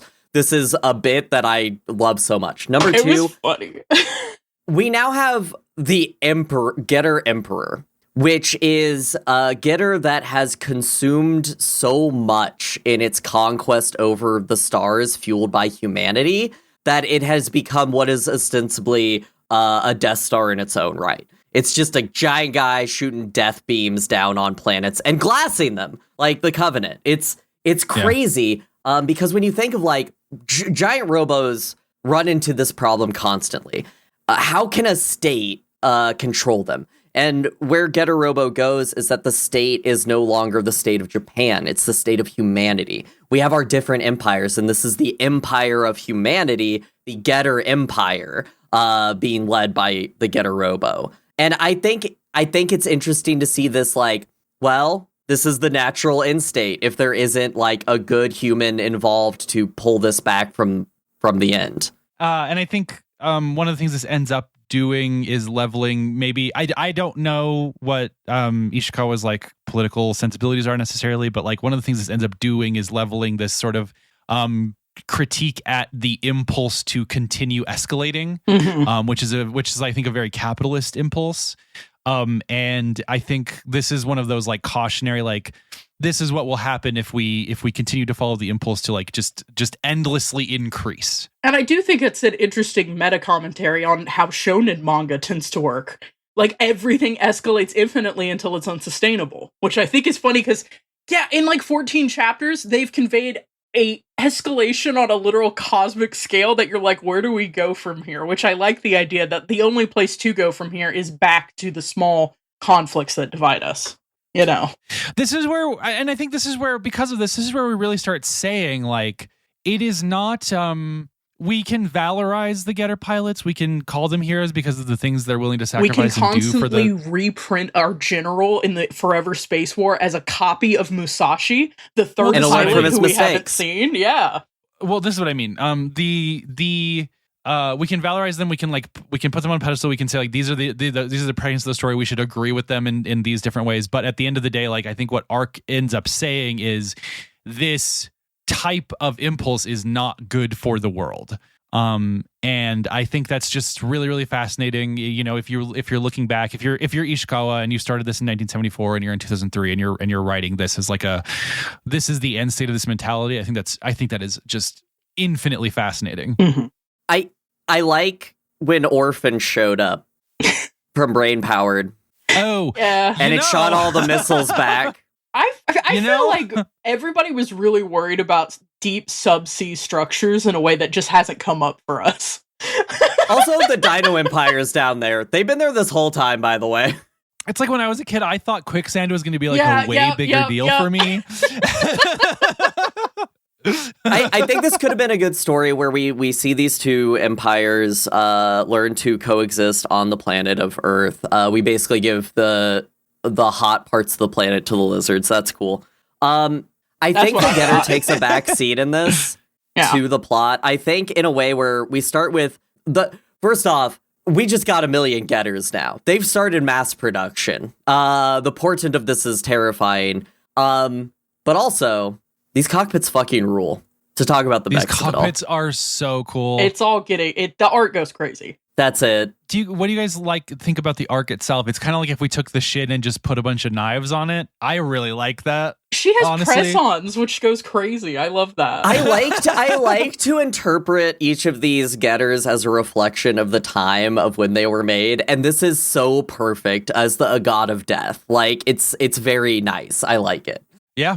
Yeah, to have this sort of ooh, yeah, that looks good. The Getter has gotten, and this is what I mean when I say like the for Ishikawa, it feels like the end state of Getter is this sort of dangerous, grim thing that must be sort of curtailed, which is like as his career has gone on, the Getter has gotten scarier and angrier, I think. Yes. Yeah, like this thing is an outright demon. Like the Shin was scary in like an intimidating sort of like uncanny way.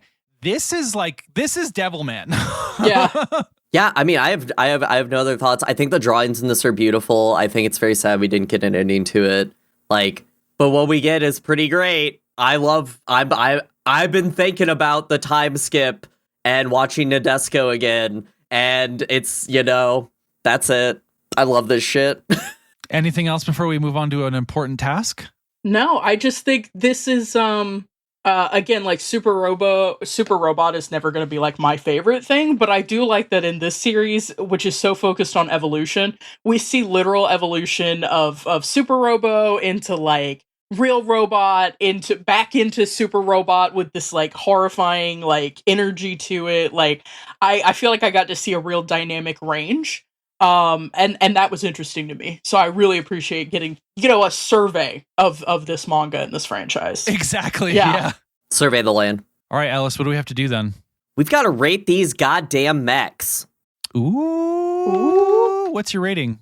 We have Miss to rate these on a Ma'am? scale of 1 to 10 for those who haven't listened, based on just the mechs and not the media. I feel like we need to remind people that we do have a metric. Read the That's website. Fair. That's fair. This is again. So this isn't us saying Getter Robo, which is we covered part of 3 of the mangas, of which there are so many. This isn't us saying that. This is of what we read. What are we rating the mechs that we saw as a kind of like grounding factor for our overall scoring metrics. And for me, the first selections we read, that Getter was painful at times for me. I didn't like how it was drawn.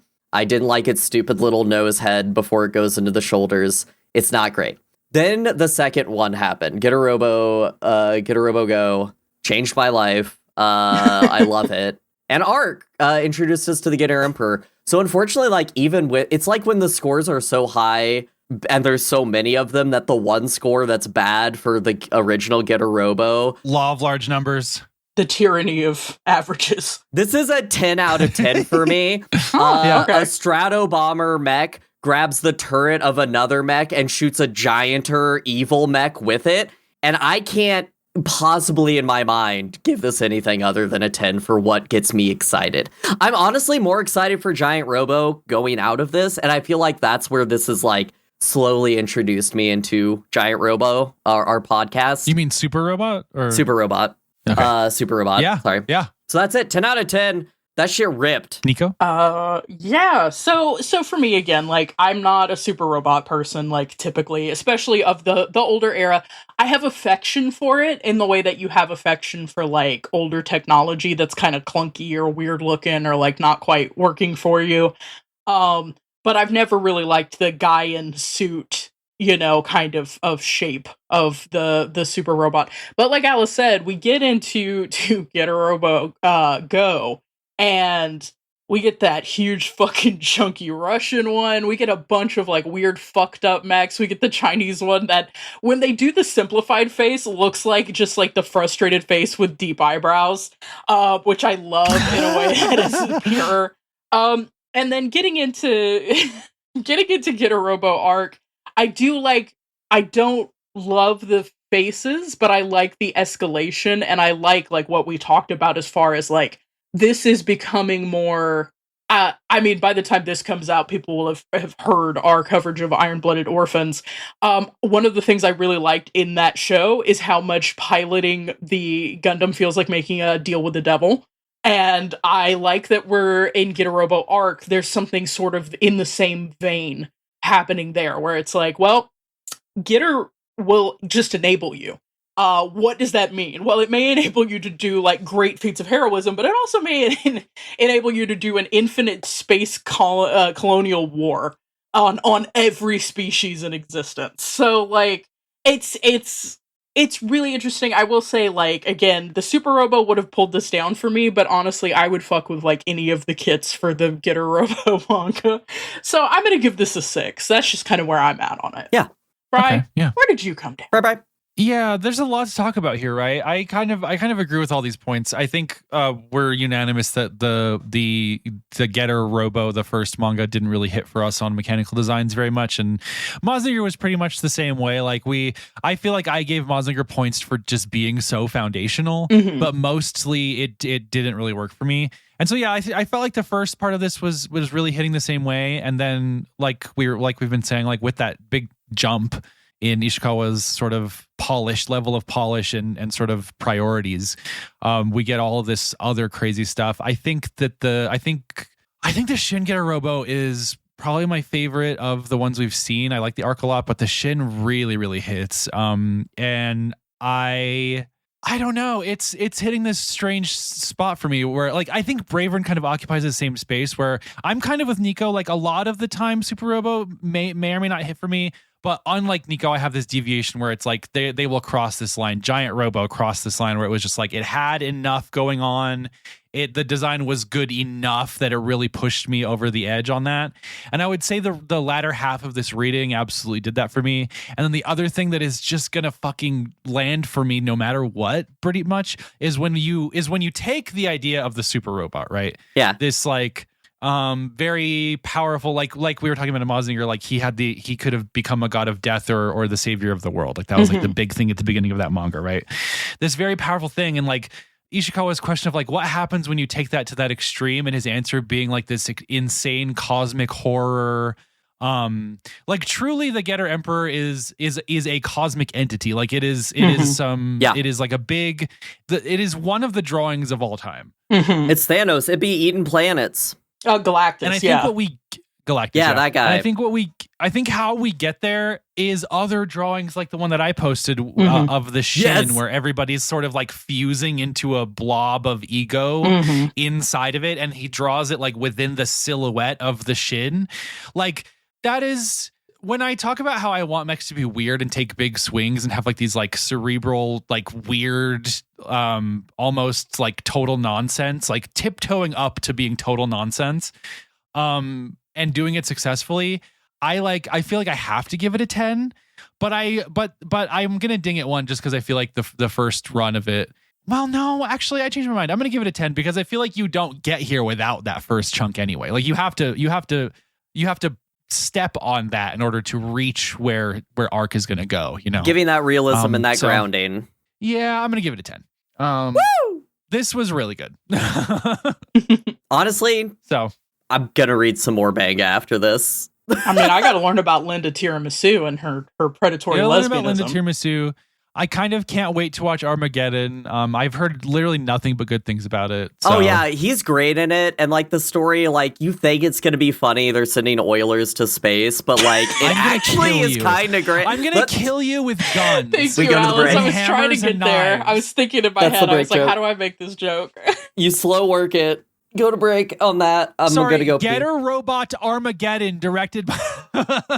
We're gonna go to a break and then we're gonna come back and play a game I didn't phone in at all.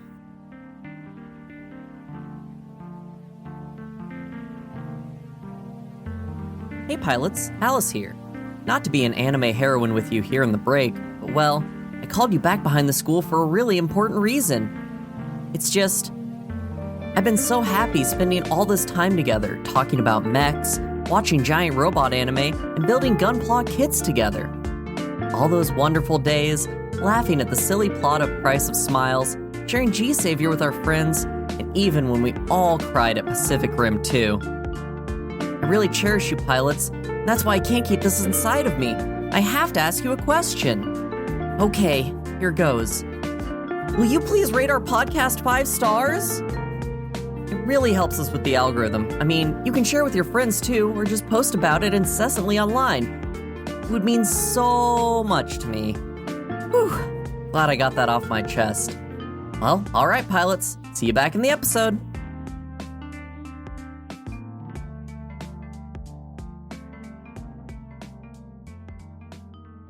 Welcome back to the break of a beautiful game. It is called The Strongest Shape. As you may know, a getter needs 3 pilots. And as you may also know, there are 3 hosts on this podcast. So naturally the question follows, which of us is going to pilot which getter unit? Oh, yes! Yes! Yes! This is what we need to answer. This is what we need to know. This is a U quiz by Confused Traveler. Thank you, Confused Traveler. Yes! I looked through it. The questions are pretty funny. I love U quiz. I had an idea for a different game, but it was going to be so elaborate, and I was working on my locked in jam all week. So sorry, everyone. Yeah. I'll do the other game for Armageddon because it'll be Getter Robot Armageddon. We were both keying up. You know, lean forward. At some point now we have to cover Armageddon as a bonus.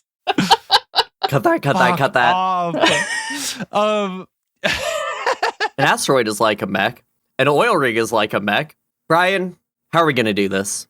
I'm just gonna read the questions out loud, and we'll talk about which ones we picked. And if two of us get the same unit, we'll decide on a way to resolve that, whether it be rock, paper, scissors, a dice roll. I drive to whoever rolled the same unit as me and fight them physically. Yeah. Whatever we need to do. Yeah, whatever we need to do. That would be the real Getter one, is if I came and ripped your face off or something. That would be really what we would need to do. All right, question 1 of 15. Yeah.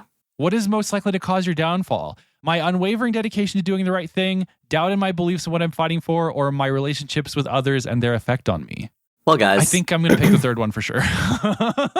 Mine's my unwavering dedication to doing the right thing. This actually fit perfectly. We all chose a different answer. Yep. Yeah, this is how we would all fall, knowing us. Because I always do the right thing. Yes, we've known this. Or I know this and I love you. How did you get here? I chose this. I was chosen, and does it matter? I'm the comic relief fat character, so it doesn't matter. Okay. I'm gonna also pick I chose this, I think. Then I'm picking I was chosen because I'm also a magical girl. Okay, that's scouted. Yeah. You were scouted by an evil cat. He said, "You want to sign this contract?" And now I'm killing all of the reptile people. Oh, God. And you're destined to become a reptile person. Wait, I'm confusing the metaphors here. Question 3 of 15. Which is most important to you? The past, the present, or the future? The future. The future. We can align on some present. of these. I'm going to align. Present is the most important for me. Living in the moment. Yeah, I think it's the most important. Ooh, this one's fun. Choose a classic D&D class. I'm not going to list all of these. It's all the classic D&D classes. Well, like all first of all, Warlock is not a classic class, but okay. Okay. What are you picking? Cleric. My class? I'm a heal slut in every timeline. I always jokingly said Barbarian because I like a mix of charisma and fighting, but I think in this case I'm gonna go. I love stealing, so let's go Rogue. I'm gonna go Druid. I'm always a Druid. I've always picked Druid in D&D. Love that for you. Hey, pretty good group. How is your story going to end? The way you want it to, the way it always does, or it's not going to end with me? Damn. The way I want it to, bitch. I am the captain of my own soul. I'm gonna go with the way it always does. Oh no, Brian's not the captain of his own soul. It's not going to end with me. Alice is like, I'm doing it for the next generation. Teto. Question 6 of 15. Choose one of Aesop's fables. Hello? The Lion and the Mouse, the Astrologer, the Boy and the Nettle, the Bundle of Sticks, the Wolf and the House Dog, the Tortoise and the Hare, or the Gnat and the Bull. And the quiz person has done a very good public service by kind of giving you the little lesson that's in each of these fables in parentheses here. I'm torn between the Tortoise and the Hare or the Astrologer. It says bundle of sticks instead of faggot here. Is that a misspelling? I think I'm going to go with the Tortoise and the Hare. I think a refrain in my life, especially with my very brave spouse, is me going, it's a marathon, not a sprint, as they stress about 100 million things. So I'm definitely the person who's going slow. I'm going to go with the Boy and the Nettle, I think. I'm going with the Lion and the Mouse. A kindness is never wasted is my favorite of the fables. Oh yeah, mine is whatever you do with all your might. Mm-hmm. That's your favorite of the fables? What a gay thing to say. I don't know. Fuck you. Now here's another gay question. I'm obsessed with this. Choose which of the 4 noble truths of Buddhism most speaks to you. Do you guys think Getter will ever escape samsara? No, unfortunately, no. Until we meet again under the Dharmic wheel. Break the cycle of time and samsara. Getter existentialism. The options here are Nirodha, the truth of cessation of suffering; Dukkha, the truth of suffering; Marga, the truth of the path to the cessation of suffering; or Samudaya, the truth of the origin of suffering. I'm going Marga gang. I feel like I'm going Dukkha, the truth of suffering. I'm on the path to the cessation of suffering. I'm Nirodha. We stopping that shit now. Immediately. We are canceling the suffering. We do not need a committee on this. We are suffering canceled. Question 8. What's standing in the way between you and your goals? Those whose ambitions clash with my own, nothing I can't overcome, or my own ability to accomplish them. I'm going with the third one. My own ability, ADHD, baby. Yeah, yeah. Those whose ambitions clash with my own. Yeah, I was gonna say Alice is a I nemesis. knew it. Stephen Miller, bleep that. That was The really Getter should eat specific. Stephen Miller. Yes! Yes. The Getter would really solve our The problems path right to now the in America. cessation of suffering it requires 7.62. Maybe we should have Getter. Question 9: What is it that keeps you moving forward? Belief in my own ability to change things, even when it becomes impossible. Belief in humanity as a whole and its potential to become something greater. Belief in those around me and the strength of the bonds between us. I'm going with number 2 on this one. I'm gonna go Belief with in my own ability. Yeah, Alice and I are the protagonists of our lives. Hughes Manatinas. You gotta, you can be the change, is something I always live by. The change. And that change can be starting on estradiol, girly. Yep. Let's just trans some more listeners. Getter estradiol. Or Hey, testosterone. Getter Robo I don't Go care to where the you're going. pharmacist. Hey, can we have some real fucking questions in here? Okay, now into some real questions. Answers, please choose one. Based on what? You're telling me a shrimp fried this rice or a apartment complex? Really? I find it quite simple. I'm doing apartment complex. I'm doing a shrimp. I'm doing a shrimp fried I'm this doing rice. based. Based on what? Me to my nieces when they say shit like that. Oh my god, this one's so good. Yep. Question 11: Which one were/are you? Horse phase, wolf phase, or dragon phase? You know I was a dragon phase. Horse. I was literally part of the pony club. Was it the Pink Pony Club? No. I'm glad Oh my we've god, you guys want represented to all know a the fun types of fact? styles. I'm not going to dox this person. We're going to Okay. call her Renee.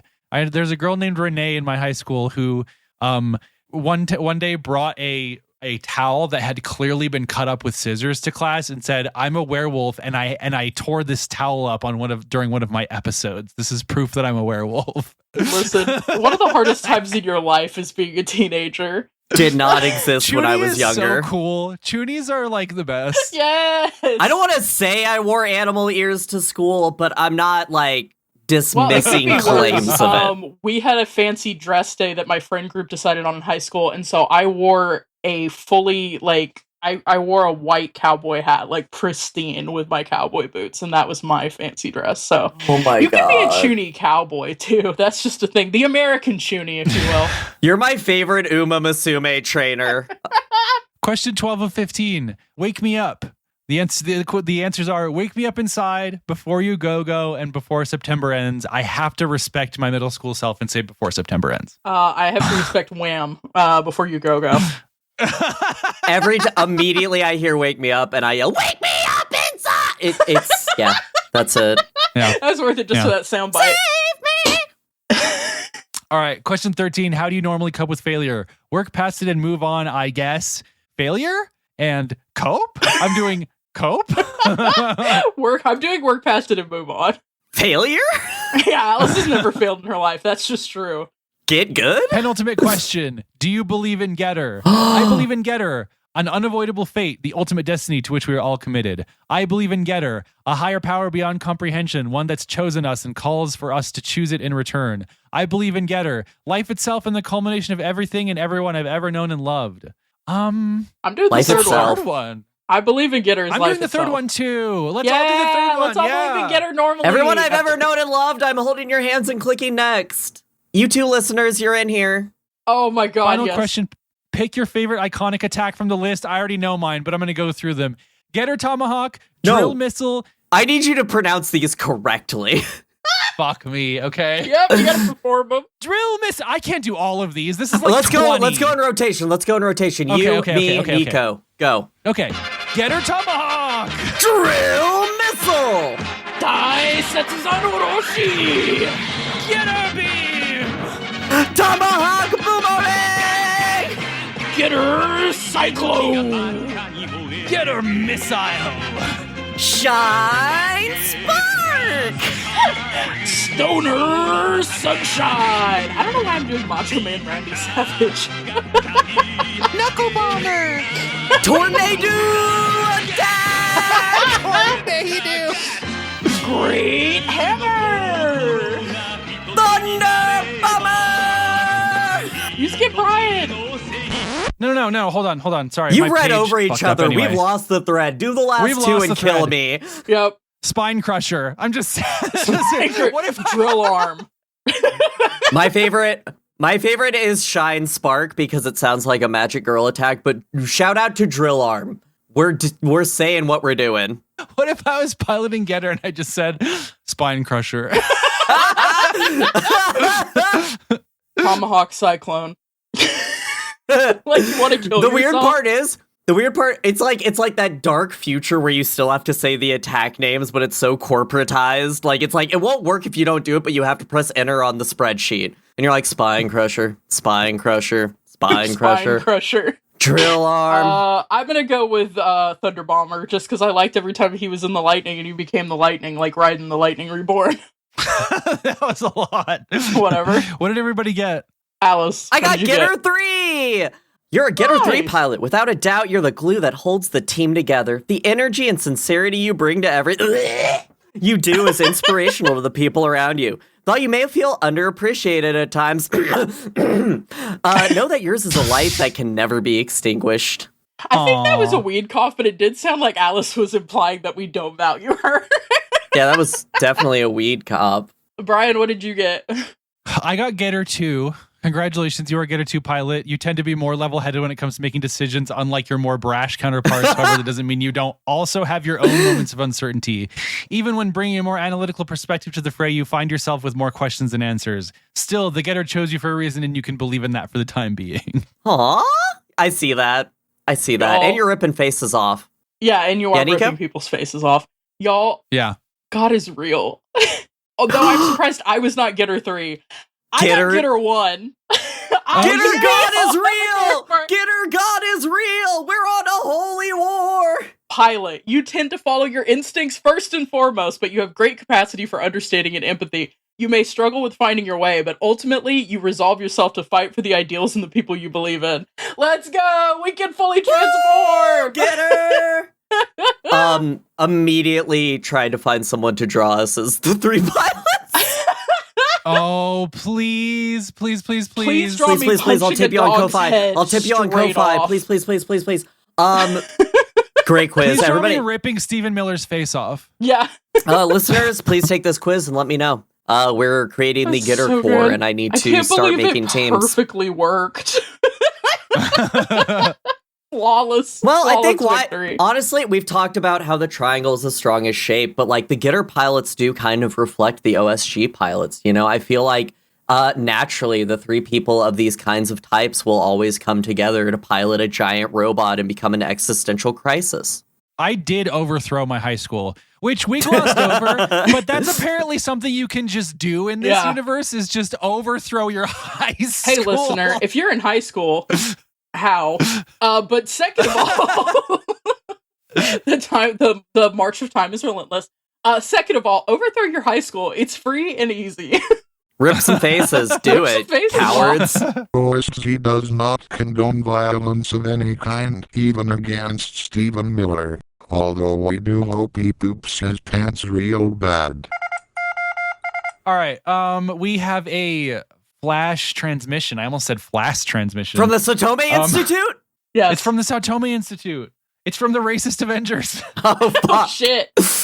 I don't know if you can read that aloud. The amount of slurs that man fucking says is so fucking crazy. Anyway. It's insane. Brian, do you want me to read the emails? Because technically we have 2 here. Well, yeah. So yeah, go ahead. They are at the top. Okay, good. Okay. So these are 2 emails we got as follow-ups to our coverage of Helicopter Story, or I sexually identify as an attack helicopter by Isabel Fall. So yeah, this was the first one. Hi there. A friend sent me your post looking for thoughts or experiences about Isabel Fall's short story, I Sexually Identify as an Attack Helicopter. I have a lot of thoughts about it. It is the only piece of speculative fiction that correctly identifies gender as a violent and imposed system. The narrator says that what they are doing is necessary for the survival of their people, and then they bomb a high school and say it has to be a valid target because the algorithm said so. What a phenomenal use of unreliable narration. Quote, a world where the military uses neurosurgery to make you better at bombing the high schools than the AI tells you to, unquote, feels extraordinarily prescient. One line at the end, quote, maybe what Axis feels is a necessary new queerness, unquote, makes me sick to my stomach every time I read it. I think of this story as a horror story, so this is a compliment. Have we really fallen so far that queer could mean a weak and ultimately failed protest against state violence? Well, now that I think about it, I saw a cop on the train wearing a my pronouns are he, him pin, so probably. I am working on and off on an italic hand calligraphy copy of the story so that I can have a copy in my own handwriting. I have shared it with several of my friends to explain my gender. A friend of mine sent a copy to their therapist as a way to explain their relationship with gender as a system. Feel free to ask me for any more details on this. I sexually identify as an attack helicopter is one of my favorite short stories of all time. And that was sent in to us by Sky, who then sent in a follow-up email. I finally got around to the episode about Helicopter Story, and I wanted to thank you for thoughtfully responding to all the questions I raised. I'm going to have to spend a while pondering the stuff you said, but I think Alice really hit the nail on the head when she said that some people don't see the violence of gender as a system because they thrive in that system. I also wanted to thank you for bringing up that one comic on Tumblr that goes like, person, gender is a terrible system that sucks. Trans person, I like gender. Person, gender is great. Because that is pretty much how I feel about it. Thanks again, Sky. Thank you, Sky. Sky, update us on that handwritten version. That sounds sick as fuck. You know what? Illumination is not just for monks. Anyone can illuminate anything. Good. Hey, listeners, this is a call to action. Though. It is a monk behavior. It is monk behavior, but you know what? Listeners, this is a call to action. Start illuminating right now. Become a gay monk. Yeah, copy down one of your favorite manuscripts and then start illuminating that shit. I started this all trans girl queer nunnery, and I thought that they would start doing illumination, but the last time I opened that door, they're illuminating something. They're creating some kind of text. It's just me, the numinous, and a wall of pussy. I think this is fun to revisit a year on after we talked about that, and especially hearing back from Sky. I love when queer people are still around, which is a thing that I've been thinking about a lot lately in the world that we live in today. The system of gender and that one Tumblr post is very much, I get it. Like, I thrive in certain expressions of gender. You might see the room around me, my fellow hosts. It's what some might say a gendered room. I would love if it wasn't gendered. It's in a bare concrete wall, like a bare. It looks like the bathroom from Saw in there. It looks like it looks like those background shots from the beginning of AC6, where they just like leave the pilot's body in like a bare concrete room until it's time to pilot again. Yeah, and you it's exactly like that. Because there is no evidence that we are saying anything incorrect. But what I wanted to use this when you wrote this, I wanted to use this as a time to kind of revisit something which I think we've spoken about before, and we spoke in that episode, which is revisit your gender. Hey, it's been a year. How are you doing with your gender? Have you thought about it lately? Have you explored it? I'm here for you. Have you transed it? Have you transed it yet? There are some people in the OSG audience who have publicly trans their gender within the last year. Just saying. And speed run. It's working. It's really powerful. The agenda's working. The agenda is working. Everybody I do like to be that jumping off board. We're not recruiting. We are recruiting. I need to add on to the bit from earlier about Alice's bare concrete room, because I remembered that Alice has referred to her Appleseed Collector's Edition. So she's in a bare concrete room with nothing but an Appleseed Collector's Edition DVD on the floor. Steelbook loose on the floor. Steelbook. I've also mentioned my stuffed Haro. So yes, like those are only two objects in that room. My cats visit sometimes. Since we published that episode, a few very lovely people have reached out to me, and I've been talking to them over the year as they journey through transition, and I do want to keep that door open, and I think that it's lovely what people are doing, even those who aren't ready yet. We're here for you. Do what you got to do to survive, but absolutely, like, come really through if you all. want to hang with cool people.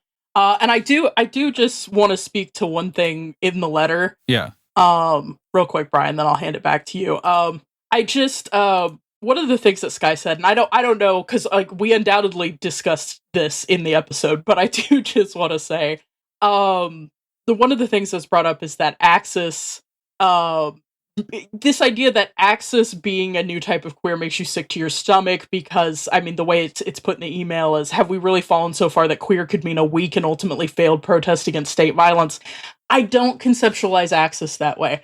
I conceptualize Axis as the conscience that even when we are fighting a conflict of survival will keep us human. I think that's what queerness is for. It's not as its ultimate purpose, but I think it's a facet of it.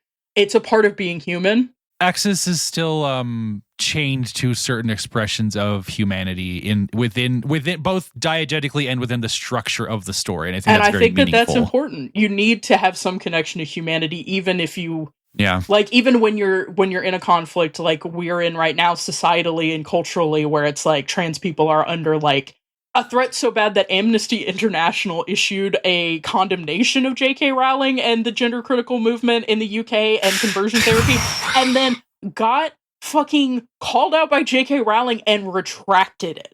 And I've seen a lot of discussion about this as being like, well, for Amnesty International, what this means is that they've never done this for any other human rights violator, but trans people are an acceptable casualty. And I just want to say for OSG, trans people are never an acceptable casualty. We are more principled than Amnesty International, and fuck J.K. Rowling for real. Us from the expansive land of transphobia are rooting for you guys on the island of transphobia over there for sure. We need to take a thick titanium chain, put Kojima's ankle in one manacle and Yoshiyuki Tomino's ankle in the other, some like nunchucks to fight J.K. Rowling on the top of a mech. That's what we have to do. I think that is what we need. Yeah. Brian, I wanted to leave the space because you did look like you had something to say, but was that it? Before Nico went in. No, wait. I don't no, it was what the I was actually going to say. Just to circle back to the thought of queerness as a failed protest, because I do want to, I don't want to push against you, Nico, but I think the crux of that is in a lot of things, like you think of the punk bar that has a flock camera out front. Have these expressions of ideals become diluted by the fact that we have cops at Pride? Is it no longer a protest against the system if it's a part of the system? And my thoughts on this is that queerness is still a protest that is active, but we have, in many ways, and I will say in Western societies, pushed the needle of society to a point where it can start to feel like a failed protest to have a cop wearing pride pins. But my personal feelings on abolishing the police entirely aside, society turning itself to embrace things where I go to a tabletop RPG event and everybody has a pronoun pin but we're all still consuming Wizards of the Coast material who has done some terrible things. Is this a failed protest? No, because we have moved the needle of society towards where we kind of would, a more progressive person would want us to be. And I don't think that the cop wearing that pride pin is what makes queerness less. It just means that they feel threatened by that queerness, that they would rather be on that side of things. And I think when queerness reaches this maximum threshold of it's just there, right? You have to accept it.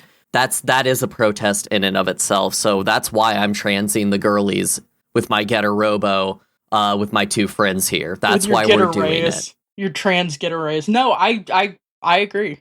For every cop with a pronouns pin, there's a someone piloting a Getter unit out there in the world. Yeah, and killing. And I also want all of my pilots to come home. So even if Amnesty International doesn't stand with you, us here at the Satome/OSG Institute, we're gonna get your Getter home. We're gonna keep you safe with our army of old men. Yeah, we are turning the geezer arsenal on your side.